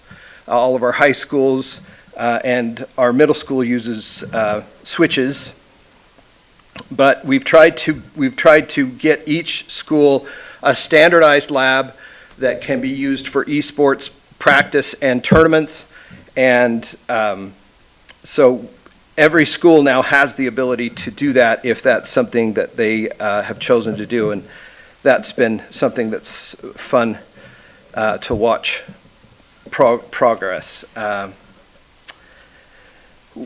We're still maintaining our own hardware. One of the things that we've done this year that I think is really good is our techs, rather than buying a whole new PC, we'll upgrade the RAM or we'll upgrade a piece of it. So we've started to kind of do that a little more with our desktop computers. Again, I mentioned the E-rate funding award and the involvement in school safety assessments, which has been a very good process for us as we've been able to meet with each of the principals, along with law enforcement and other representatives from the district, to determine best areas of coverage and things like that for our systems and what they do. We have a few challenges, always have challenges. Again, RLA, maintaining the system for new users. We always struggle and are always mindful of business continuity and making sure that we can do the business we need to do in the district, both in education of kids and also in the paying of bills and those important things. We are seeing always, and this is not a bad thing necessarily, but we are seeing an expanded role of our department in other district initiatives. We as new systems come online, they inevitably have a technology component that we have a part in, and so that's a good problem to have for sure. Aging systems, those are things that we have started to try and look for funding streams to replace. I mentioned the access points. That was done through E-rate, so we look at those systems and try and determine what's our shelf life of an access point, what's our shelf life of a TV, and how far out can we push that and be responsible with it and still get the return on that investment that we have. Prioritizing our demands is always a challenge. Managing new technologies in education and how we work through those things. Interoperability, making our systems talk and make sense with each other. I mentioned the access control system, and we have access control, we have cameras, we have fire alarms, we have intercom systems. So we have 4 different systems that really need to be able to talk and understand what each one is doing. So interoperability is always a challenge. And then we've done pretty good with personnel recruitment and retention. We've had really a pretty stable crew, and that's exciting. We try to offer them opportunities to learn and to grow, and there's plenty of things to do. Cybersecurity threats and working to stay ahead of them is something that is always a challenge. We continue to see phishing attempts and things along those lines. We'll implement those safety assessments we were talking about, and then I always add low voltage work because we happen to be very lucky. Low voltage work is anything less than 120 volts. We happen to be very lucky that we have an expert on low voltage work in the district, but that's not their primary role. So we're seeing a lot more of the low voltage work come online and things that need to be done. So we are able to manage with those things, and those are challenges. And with that, I would ask if there are any questions. Yeah. What year are we into the RRLA funding? Okay, so this is our first year of the 5-year funding. Okay. So we have had the system since 2020, so we're October of 2020. So we're 4 years into that, but we have just got that 5-year extension onto that. Okay, I was thinking maybe if it was our second year. Of this particular funding? Yeah, I thought we were. No, this is our, Okay. it came in, this year was the first, or it came in 25. All right, This thank you. particular funding. To lead off with a question, as you know, the RRLA is really important because it reaches out to our students out in the river region. How many new users are there compared to before? I mean, it says on one of your challenges, it's maintaining the system for new users. So how many new users would you have, and what exactly would be the challenge on that? So I would have to, I'll guess at how many new users we have every year. Generally, what happens with that is a student will come in, will register, and they'll get a little business card with a text number on it. That text number comes to a call system. I think that we end up, on average, about 15 to 20 new users. If you look at it as kind of a new class of kindergartners coming in, you know, it's not exactly that because it's homes, but that's what we see. Okay. Any more questions? We're glad you guys are all super smart and know what you're doing. Well, 'cause- we've got really smart guys in our department. So thank you. I mean, you keep everything up and running. That's great. Thank you. So thank you, Thank you. and to your department also. Okay, we are going to go back to our agenda. So we have our enrollment count. We'll turn the time over to the superintendent. Okay, so I want to share just an overview of some of the numbers. You've got that in front of you. And again, when we look at enrollment count, we don't always know why it is the way it is, so I may not be able to answer your why, but I can tell you the data that is here. So we did have a decrease of 68 students this year from last year to an enrollment count of 2,768, which is a 2.4% decrease. The state decreased overall by 0.7%, and this is the second year the state has had a slight decrease in student enrollment overall in the state. You'll notice kindergarten enrollment, I want to highlight that as well. Bluff was the only kindergarten enrollment that had an increase this year, and BES had a significant kindergarten decrease from 70 to 58 this year. I do also want to highlight preschool increases, and that Montezuma Creek, TS, and White Mesa all had preschool increases. And then if you look at BES, and I actually went back and pulled the past 19 years of data because I was curious about this, but BES, LaSalle, and MVHS had the lowest enrollment in 19 years. And district-wide, this is the lowest enrollment in 19 years. So while it's only a 2.4 change, I think this is something the board definitely needs to consider and monitor over the next few years because this could have, impacts on, considering our board-approved teacher-student ratio in our schools and what that would mean for teachers and programs that we're offering. So it could present some challenges long-term if this trend continues. So that's kind of an overview generally of the data, and I'm happy to, if you have anything in particular you want to highlight or ask. Anybody have questions regarding this enrollment report?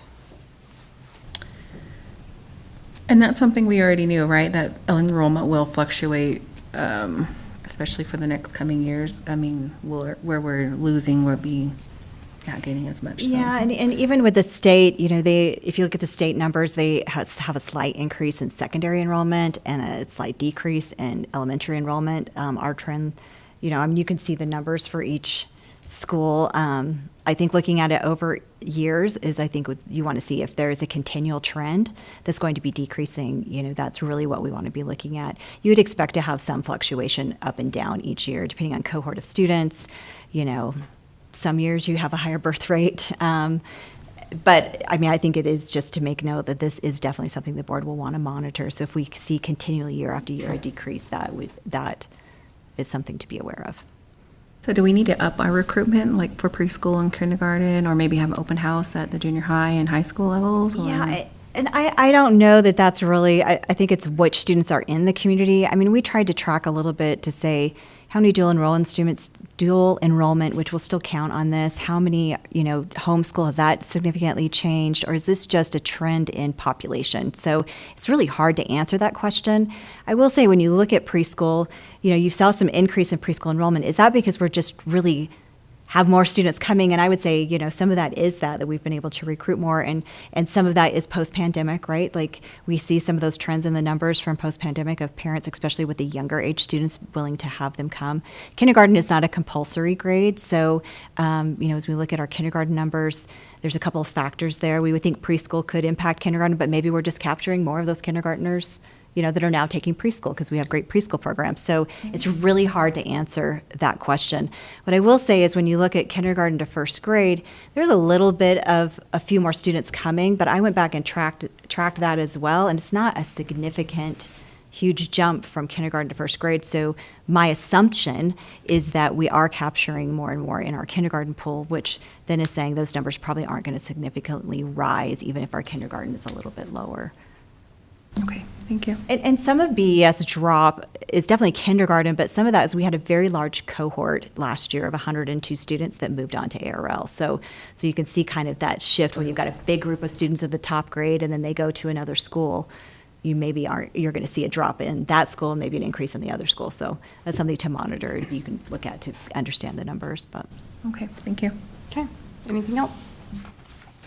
Yeah, just a comment. It's pretty obvious, for example, Monument Valley and maybe Montezuma Creek, Aneth schools, because we have those community school just up the road in Aneth, and then we have the community school over in Kayenta. So I'm seeing more bus stops and more students, getting transported to these schools daily.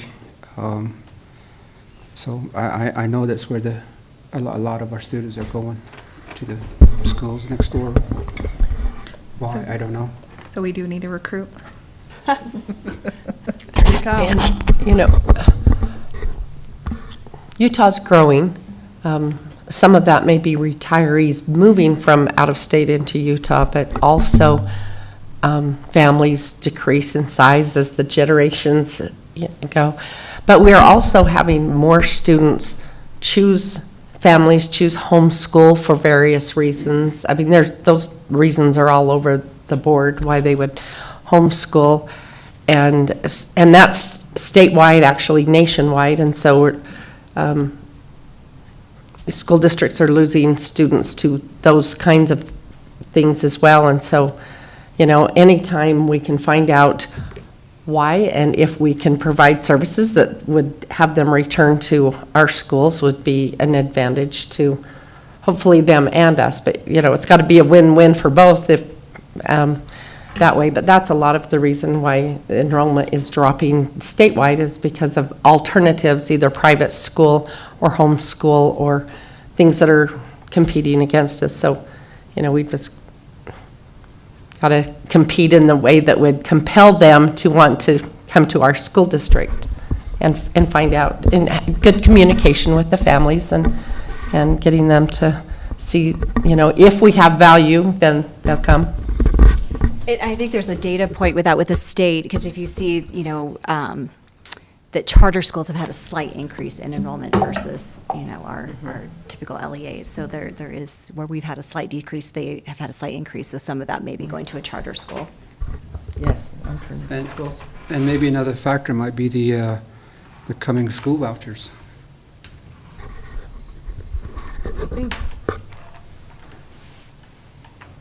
Okay. Anything else? All right, we will move to out-of-state student requests.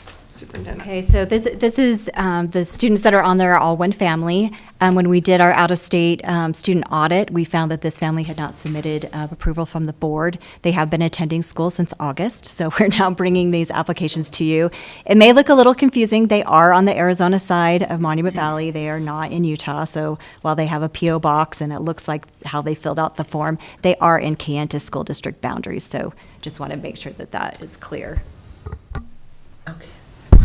Questions about this? I do.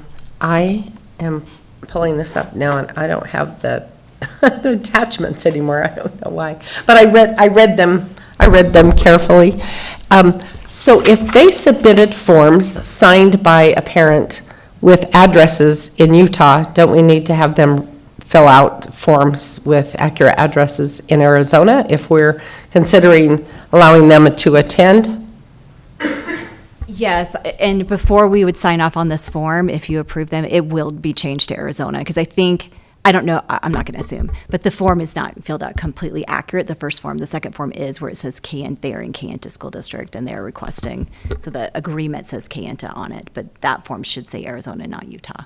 And the P.O. box may be Utah or Arizona. That's accurate for a lot of our students, even who have a Utah address. Right. Yeah, so we're really looking at a But mailing address. If I remember right, now I don't know why I don't have any attachments anymore, but if I remember right, the physical address said Utah, the P.O. box address said Utah. Yeah, and again, I think that's because they filled it out incorrectly, because if you look at the Well, physical yeah, address is. Well, that's what I'm saying, so if it's incorrect, then they would have to fill it out correctly anyway, so. And if you approve it, we will go back and make sure the form is filled out correctly. Or if you don't approve it, we'll go back and get the form, but they're already have been attending our school since August, so that's the concern with this, is this was found, that this was done incorrectly in the first place, so we're just trying to fix that. And that's partially, we have new staffing at the school. Oh, okay. So, yeah. Anything else? Was that Nothing. no? All right. Okay. Are you looking at the executive portion? She's probably logged out. Sometimes board docs will log you out and you still have access to the agenda. I've read them carefully, but, She and might I need have to everything relog. else, I just don't have that. Relog into Okay. board docs. We are going to turn the time over to Steve for our board handbook revision. Lori and I have been on the audit committee, and one of the things that we've been doing since we've established the committees is we thought that, well, there should be a handbook for audit committee members, just like what we have for the board handbook, just something that, you know, if a board member is assigned to the audit committee, they can get up to speed on what their responsibilities are. And we envision that as a separate, just a little 3-page document that would be the audit committee handbook. And then there was the idea of incorporating that into our board handbook and just having a section for all the different committees in the board handbook. So there's not a separate handbook for audit committee or any of the other committees. So that's what this is. We're bringing the board handbook back with suggested wording on participation in the various committees. Does anyone have any suggestions, questions, comments? I do. Let's see, printed it so I can. Goodness. Okay. On page 10, coordination with Board of Education. This, if I understand right, this is under the audit committee, the non-decision-making body, and then we go on to all of the other committees on the other side. And so my suggestion would be that this statement here of non-decision-making body be applied to all the committees and not just listed so that it's. So if you look at the last page on the additional committee section addendum, it's on the very last page. It says the same. Oh, it thing. is. Yeah. You're right. Okay. All right, done. That was simple. So we probably need to remove that from the section in the audit committee then. Oh, it's actually Because on it's, the last page. it's redundant. Well, Oh, do you have it twice? It's twice. yeah. So you might want to Yeah. just sell it on the one. Yes. At the end, that would So it's encompass all of them? Yeah. under the audit committee. It's right there, and then it's at the end as well, so. And then similar, Go ahead. yeah, okay. Similar to that, it seems like under each one of the other committees, there's the same verbiage about 2 or more board members. And I wonder if that could just be a general statement for all the not listed on all the committees, but just a general statement that covers all the committees. Do you want to make that change? I would agree with that. Okay. Well, Go ahead. sorry, on the audit committee, it says the board president appoints the 2 members, so would that, am I skipping ahead, or? That's true of any committee. Okay. The board president has the responsibility to appoint committee members to it, so that's not necessarily specific to audit committee. Okay. But if I remember right, we kind of, people put in kind of their requests, and then we Went kind of from there. granted it according to the requests. It wasn't just, hey, you do that one, some of them made sense for who was where, so that's kind of how those went. So, yeah. But that could be changed as well, you know, as boards change, and this board and the new board that's soon to come could say, we want to decide that as a group and not, you know, because it's not technically under, by law or by state code or anything, that's not one of the responsibilities of the board president unless this board gives the president that responsibility. So it could stay that way, or if this board or the next board wants to change that to say, as a board, we want to, you know, review those committees and work it, you know, come to a consensus. So it can happen anyway. I have to look into that. I was under the impression that is one of the designated responsibilities of the board president, so, but not sure. It's been a long time. This board has given that responsibility for these, but as I understand it, that's not, it's just because this board chose to do it that way. But The we only can reason, look into that. the only reason why I asked, because it's on the audit, but on the capital, it doesn't say as well as the teaching and learning and all the rest of them. Or even the superintendent is the one that does it for the teaching and learning. Oh, no, okay, see, Will so, you look into that and just double check on that word, that verbiage, and just see if it's an option, because maybe it needs to be spelled out a little bit. But let's do that and then probably bring this back next month, so then we can all review it, so, yeah, okay. And I had one other comment on the audit committee, committee formation composition. There's some various numbers in there. Those were originally footnotes. So we got lost in the translation of copying and pasting somewhere. Which one again? Sorry. Under audit committee, the first paragraph, the audit committee of the Board of Education mandated by Utah code, and then a 1. Oh, yes, yes, That's yes. supposed to be a footnote, so. Yeah, I was That just, seems that's what I wrong, was so just we'll saying, I take go, it. that didn't format correctly, so shoot, we'll look into that. Get that formatted correctly, so, okay.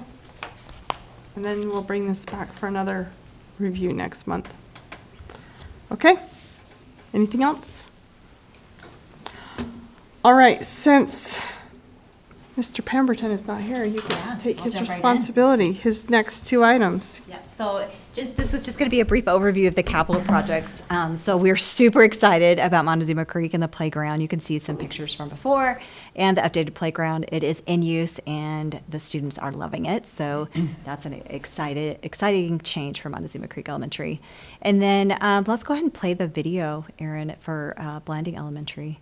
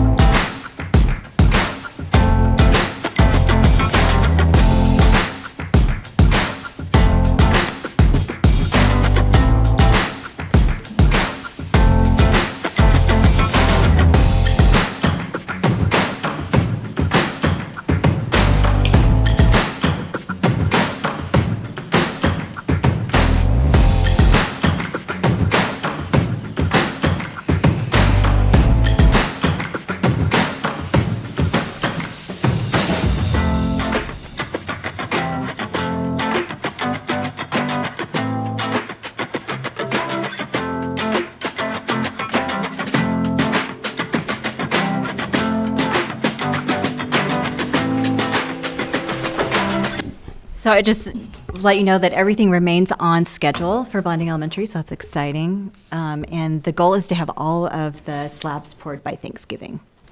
And can I just share, way more than that has been done even since that video. If any of you have had the opportunity to drive by, there's huge walls going up. It's really exciting. And I'd also like to share that I have received input from people, local contractors that have been working on that have been really pleased with the way that Westland is managing the project and feeling like their input is valued and that things are going smoothly. It's going well, so that's exciting. Right, yeah. And also, I've heard firsthand from Montezuma Creek that the kids were really excited. They could not wait for the day that they can get on that playground. So I know the teachers were really excited about that as well. So kudos. Thank you very much. Things happening. Yeah. Always exciting to see that. I'll go ahead and jump on to fund balance review. We talked about this last month, this fund balance and potential ideas for how to spend it. With a new buildings and a ground supervisor with Steve Franklin coming on, we didn't want to bring you any exact numbers and proposal until he had a little more time in the chair. Tyrell went with him to visit each school and each administrator with the custodian and with Kendrick Rudd and walk the buildings, assessed, needs. And so they're working on putting that together to see what are our bigger needs that maybe need to be addressed sooner. So we hope in December to bring that back to you with some recommendations.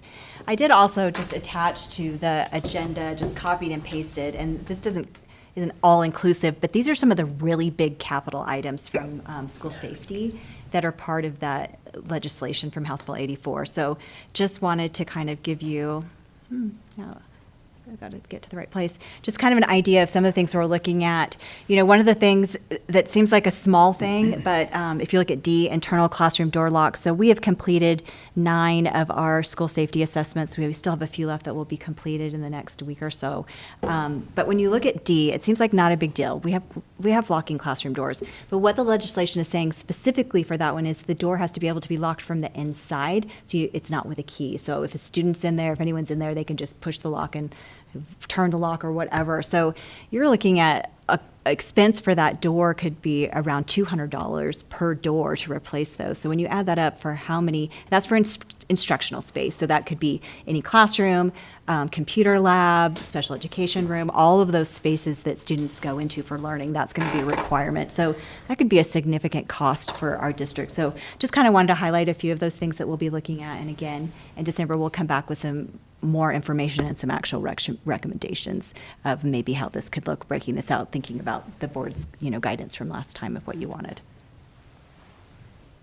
Would you prioritize that when it comes back? Yes, definitely, Okay. on both the capital side and on the safety side. And, the safety assessments we'll submit, they're due by December 31st, and then there will be a grant opening in January that we can write for. So our hope is that some of these items, we may be able to get funding from the state as part of that safety grant. So, we won't know that by December, so we'll kind of prioritize them. But we should have a good idea because the safety assessments will be completed of what we will write for the grant for January. And I want to, on this board agenda as well, I brought it up in this topic last time, is lighting, specific outdoor lighting, specifically football fields in the district, baseball, softball, if we have that as well, and any other outdoor lighting that can be converted to LED, because there is a significant cost saving to having the LED lights. And there's grant money available for those kinds of projects as well, that we possibly could get that paid for. But the sooner we can turn on those lights and have it be the LED and have those, it's a huge saving. I mean, we converted some of our home to LED, and it's ridiculous how much less we're paying in monthly power bills. And so I would say the sooner the better that we can get that lighting changed out. It's much brighter and it's way less expensive, and it would benefit our school district long-term if we get on that as well. I had a question. It might be too far into the future, but should we get awarded the grant for the safety, could we have a wish list from the schools within the district of something that they see that we don't, that we could put into that, what we could use for them on the capital? So how the grant funding, because it's through the same legislation, is set up, is that based upon the safety assessment and what's required through that, we would be writing the grant to align with that. So yes, we are taking recommendations from that team. So it's not just the school. There's a team that goes in and does the safety assessment, including our county security chief who's over schools as part of that. The tech department, of course, participated in that. Our buildings and grounds department, school administration, Lars, our safety director, was part of that as well. So we had multiple people involved. Our regional security chief also came down and participated with that. So we have a lot of input on those safety assessments, and they're kind of divided up into categories for needs. This year, we were allowed to pick out of a group of safety assessments that we could choose from. They recommended it be different than the one we did last year. It's supposed to be that next year we'll have a safety assessment that the state has created. So if they get that done in time, we'll have that for next year. But I think this will be an ongoing process. Every year we'll be doing this, looking at what needs are there. So we'll see how the future rolls out with that. But yes, the school, that whole team is giving recommendations based upon that safety assessment and what the requirements are. Okay, thank you. Okay, is there anything else? Okay.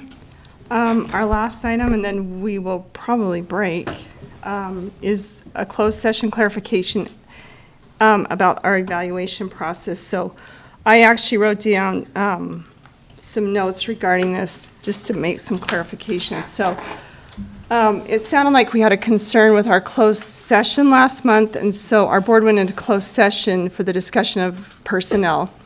And this discussion is for character, professional competence, or physical or mental health of an individual. So those who were in attendance were the board and our HR employee, Laura Palmer. So this was first considered a closed session item, as it would be for the personal discussion, as it would be for personnel discussion, and that would be regarding our superintendent's contract. So this session also gave us an opportunity so that the board could ask questions specifically about the superintendent. So when we got into closed session, no one has specific questions regarding that because we knew we'd be coming into it again this month. So it was brought up that she'd be having a survey and we would review those survey results in this board meeting. So we dismissed and we ended our closed session. So to bring some understanding regarding our closed session and our intention, I did reach out to Richard Stoll, who's with USBA, and he confirmed and felt that our process was fine, and our intention was clear, even though it did not merit the need to go into closed session, and hindsight's always 20/20. So hopefully this explanation provides some transparency, and it also seems that there's been some questions regarding our process as to who participates in the survey. So I also discussed that practice of who receives and participates in the survey, and he asked if we followed the consistent practice in the past of sending that survey to the intended recipients. I told him that we did not waver from that process that we've done in the past with all these other superintendent surveys.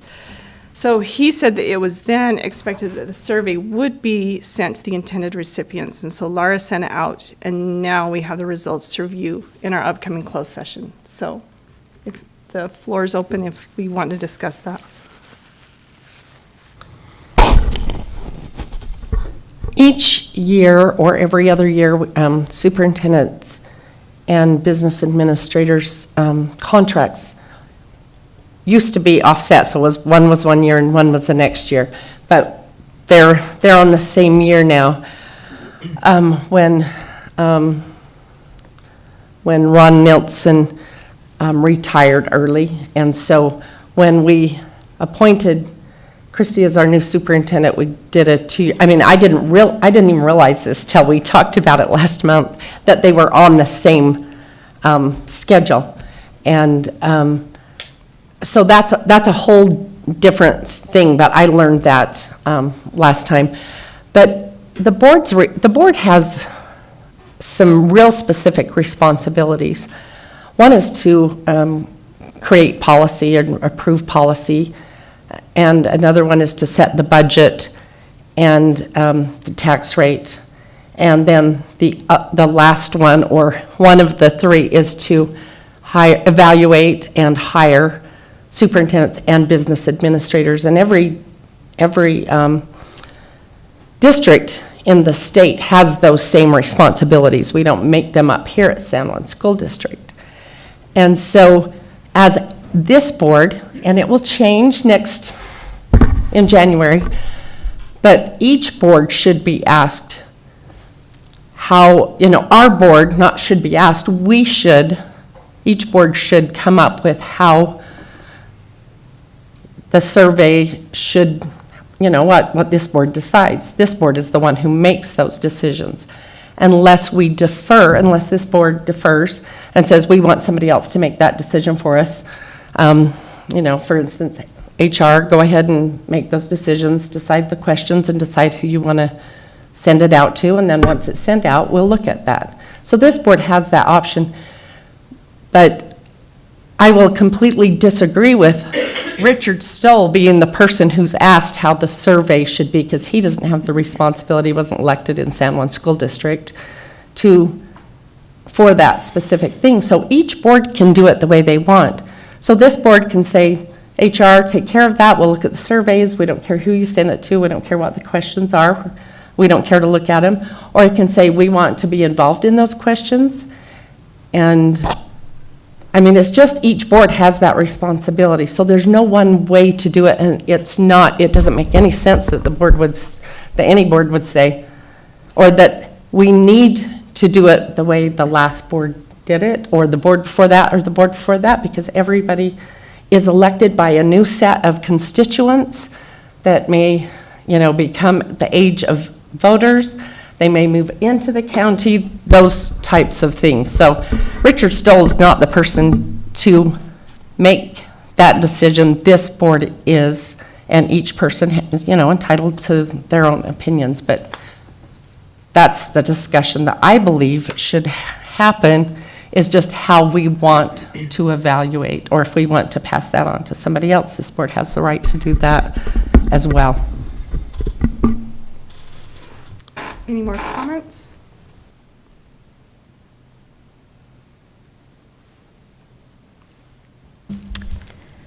I do.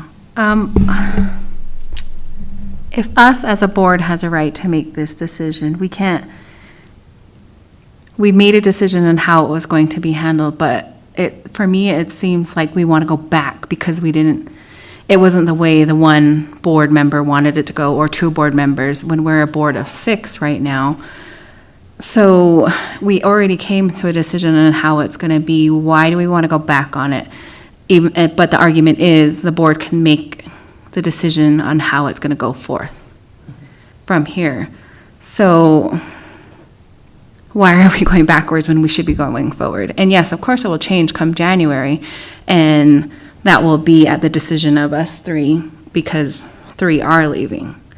So my question is, why are we going backwards? Why are we going backwards? In the closed session in which we had last month, we made the decision there. And for us to come to this day, we're going backwards on it again when the decision was already made. And at the survey in particular, I think as a board, we appointed our superintendent. So therefore, we are the ones that should be given that survey. And we're the ones that are going to put our comments into that survey. Yes, I understand that Superintendent Christie Fitzgerald works with a lot of different departments and administrations throughout the district. But, I mean, I know I was sitting in that seat when we appointed Christie in this position, and I know I was there in that closed session when the discussion came up. So I don't have any doubts in the decisions in which I made at both times, so I don't need to go backwards. So that would be my comment, and my question at the same time is, why are we going backwards when we need to move forward? So one point I want to make, I know that when principals are evaluated, every single parent is sent an evaluation. Every staff member in their school is sent an evaluation, and every student is sent an evaluation. There are hundreds of, everybody has an opportunity to evaluate them.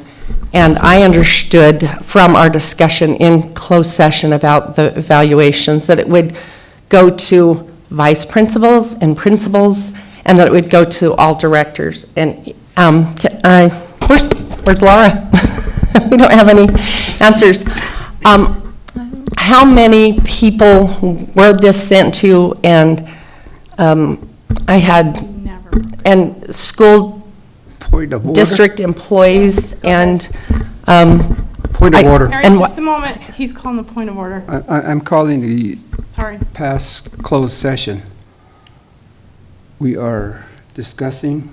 How does this work? So I can call a point of order now because he's talking. Well, We're discussing last month's closed session in public now. It wasn't a closed session so topic. this is what we need to decide. So when a point of order is called, what I'm going to do is I'm going to take from the vote, a vote from the board who wants to continue the discussion and who does not. So I need a vote for who wants to continue the discussion. That's how point of order works. Raise your hand. You want to continue the discussion? Is that what you For said? respect, yes. Okay.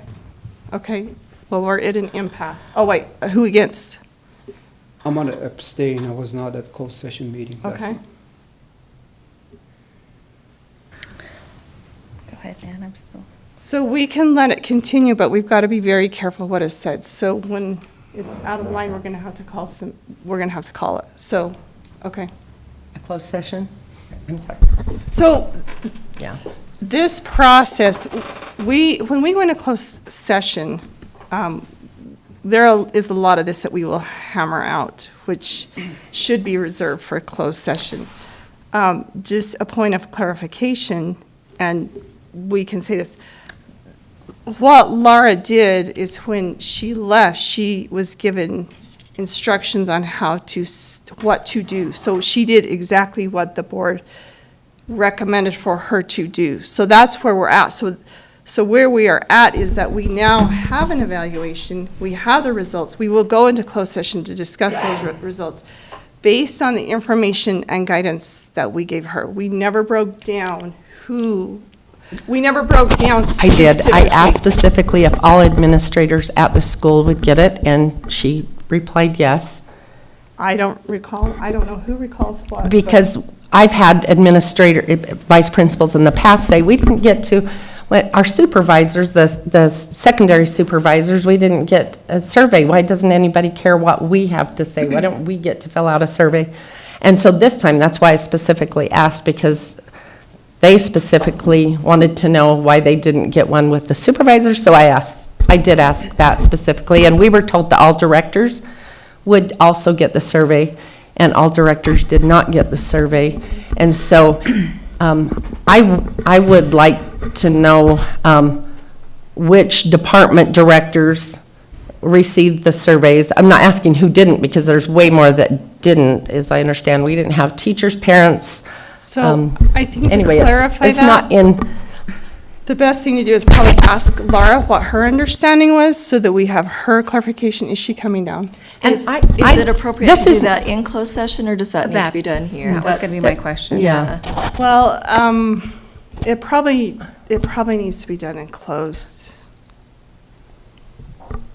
This, Well, if we're and I talking place about no blame process- on the HR department, because it was Just a a moment, quick. just a moment.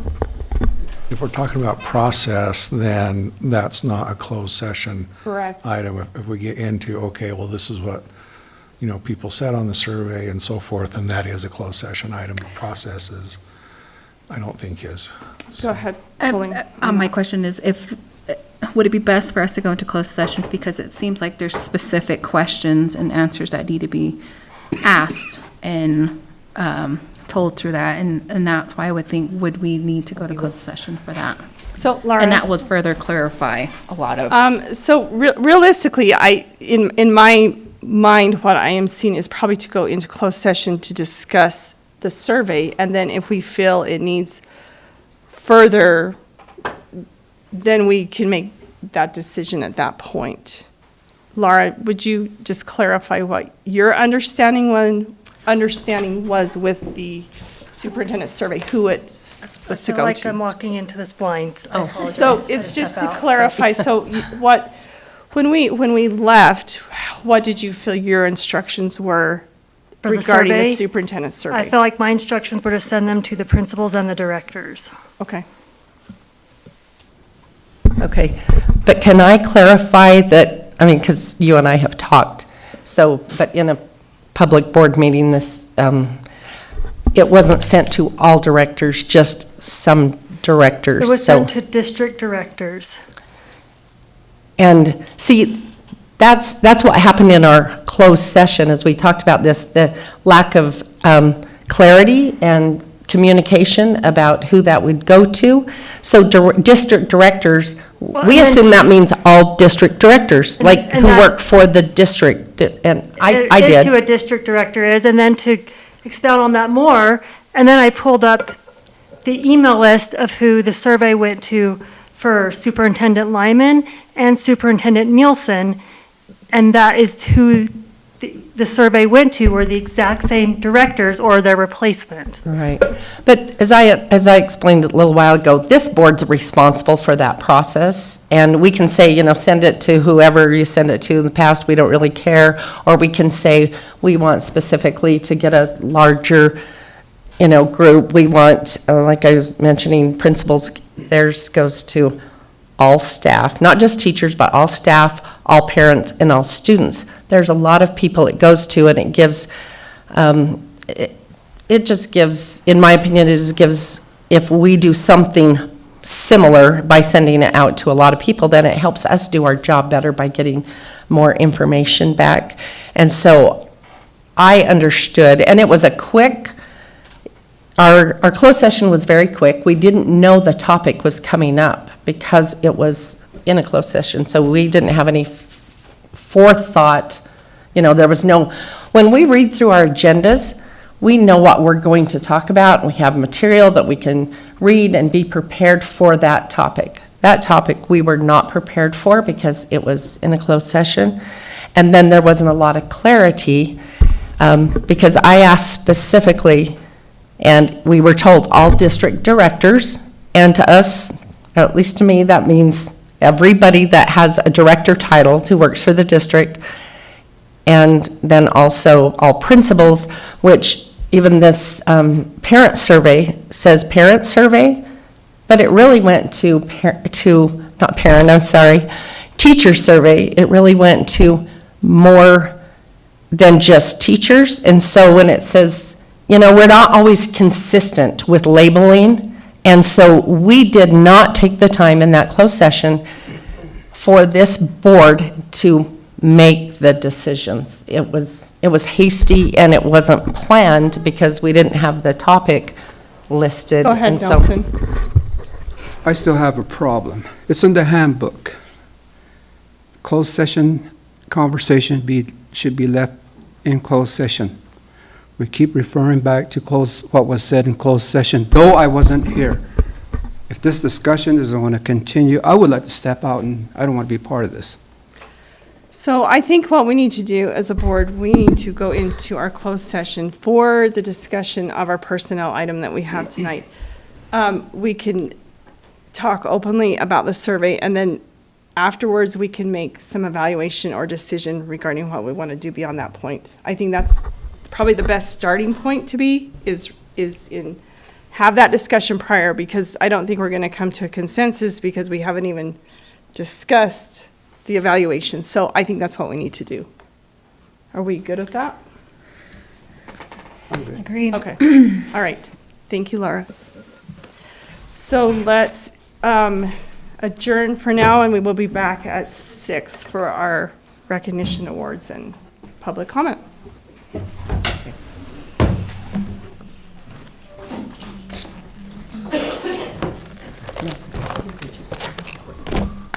Remember? 06. Because I knew it was after me, but not a long time after me. We served together for a long time.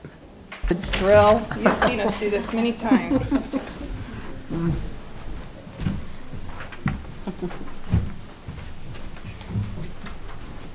Front, center, and face the crowd. And there's your award. Thank you. So Jared was nominated by Aaron Brewer. Jared Brown, our esteemed network architect, is a true asset to San Juan School District.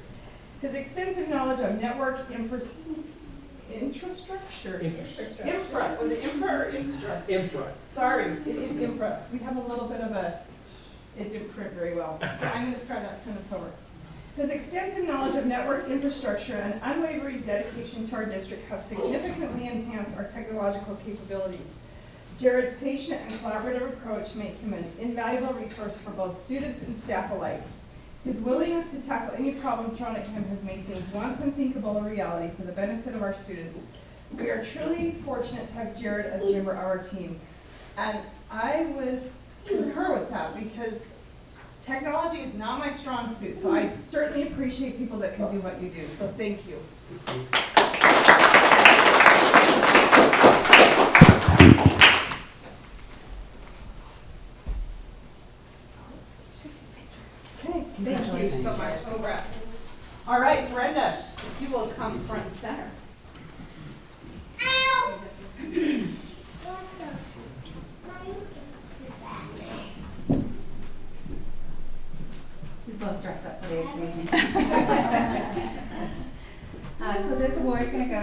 Brenda Whitehorse, Heritage Language Director.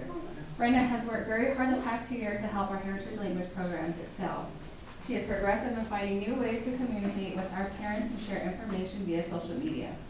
She is diligent in making sure students are receiving the best language instruction available. Nominated by Joanna Bethay. So here you are, Brenda. Congratulations, and I also can concur to all her amazing work.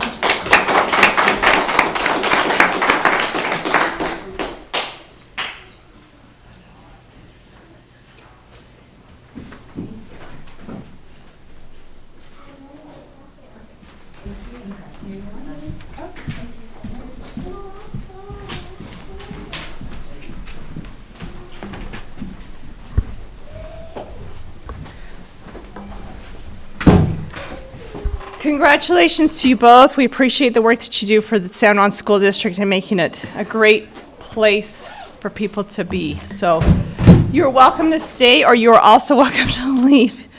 If before we get into our citizens' comment, we'll just give you a second if you're going to leave.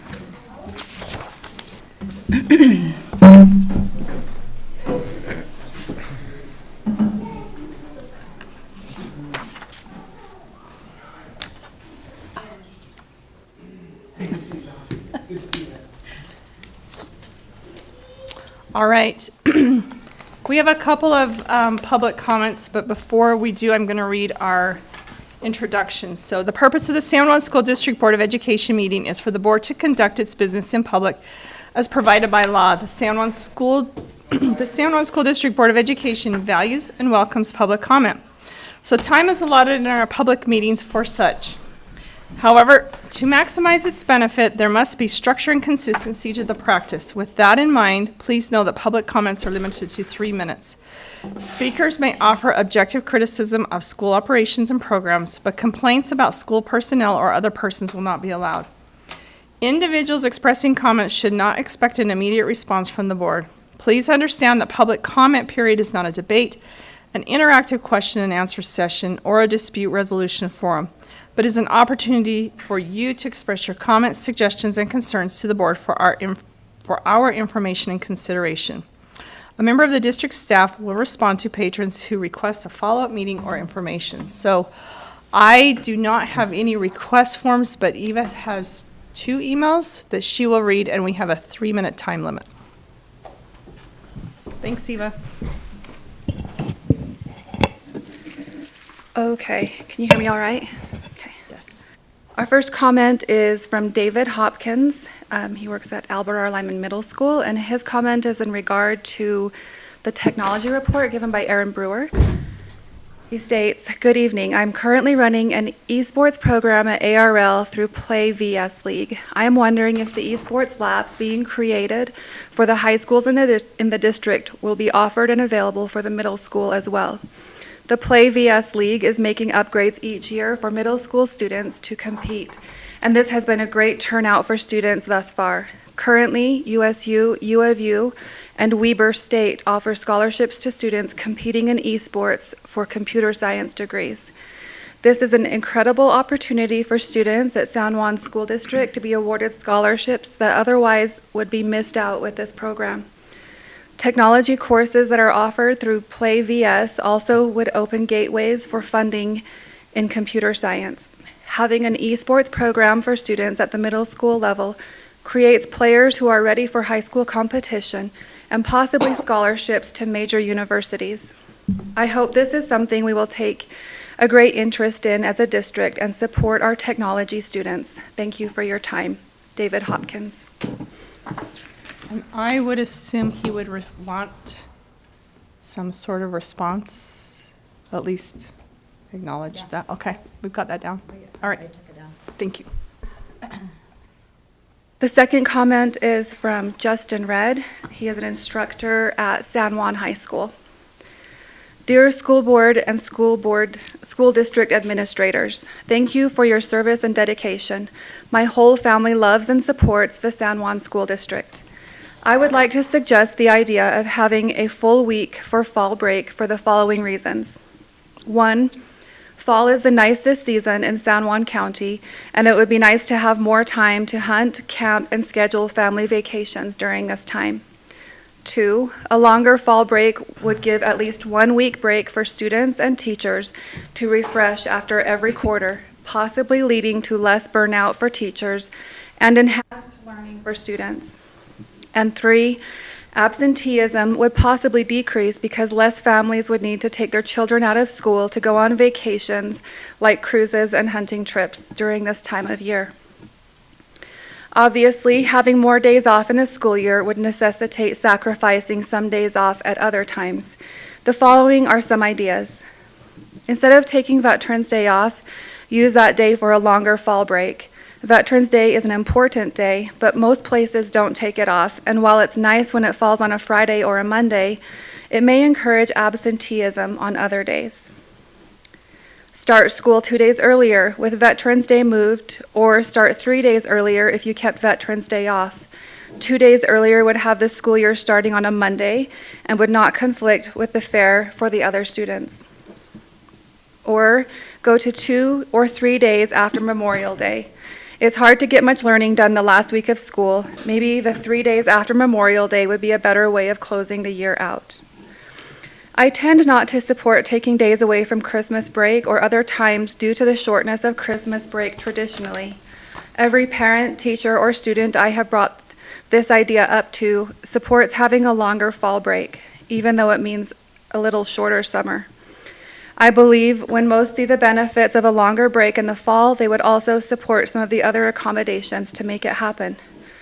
I am sorry I could not be there in person, but thank you for your time, and I hope these comments have been helpful. Sincerely, Justin Red. Thank you. Okay. That, I would like to, excuse me, move down to the consent agenda to approve that before we go into closed session. If I can get a motion to approve the consent agenda. I move that we approve the consent agenda.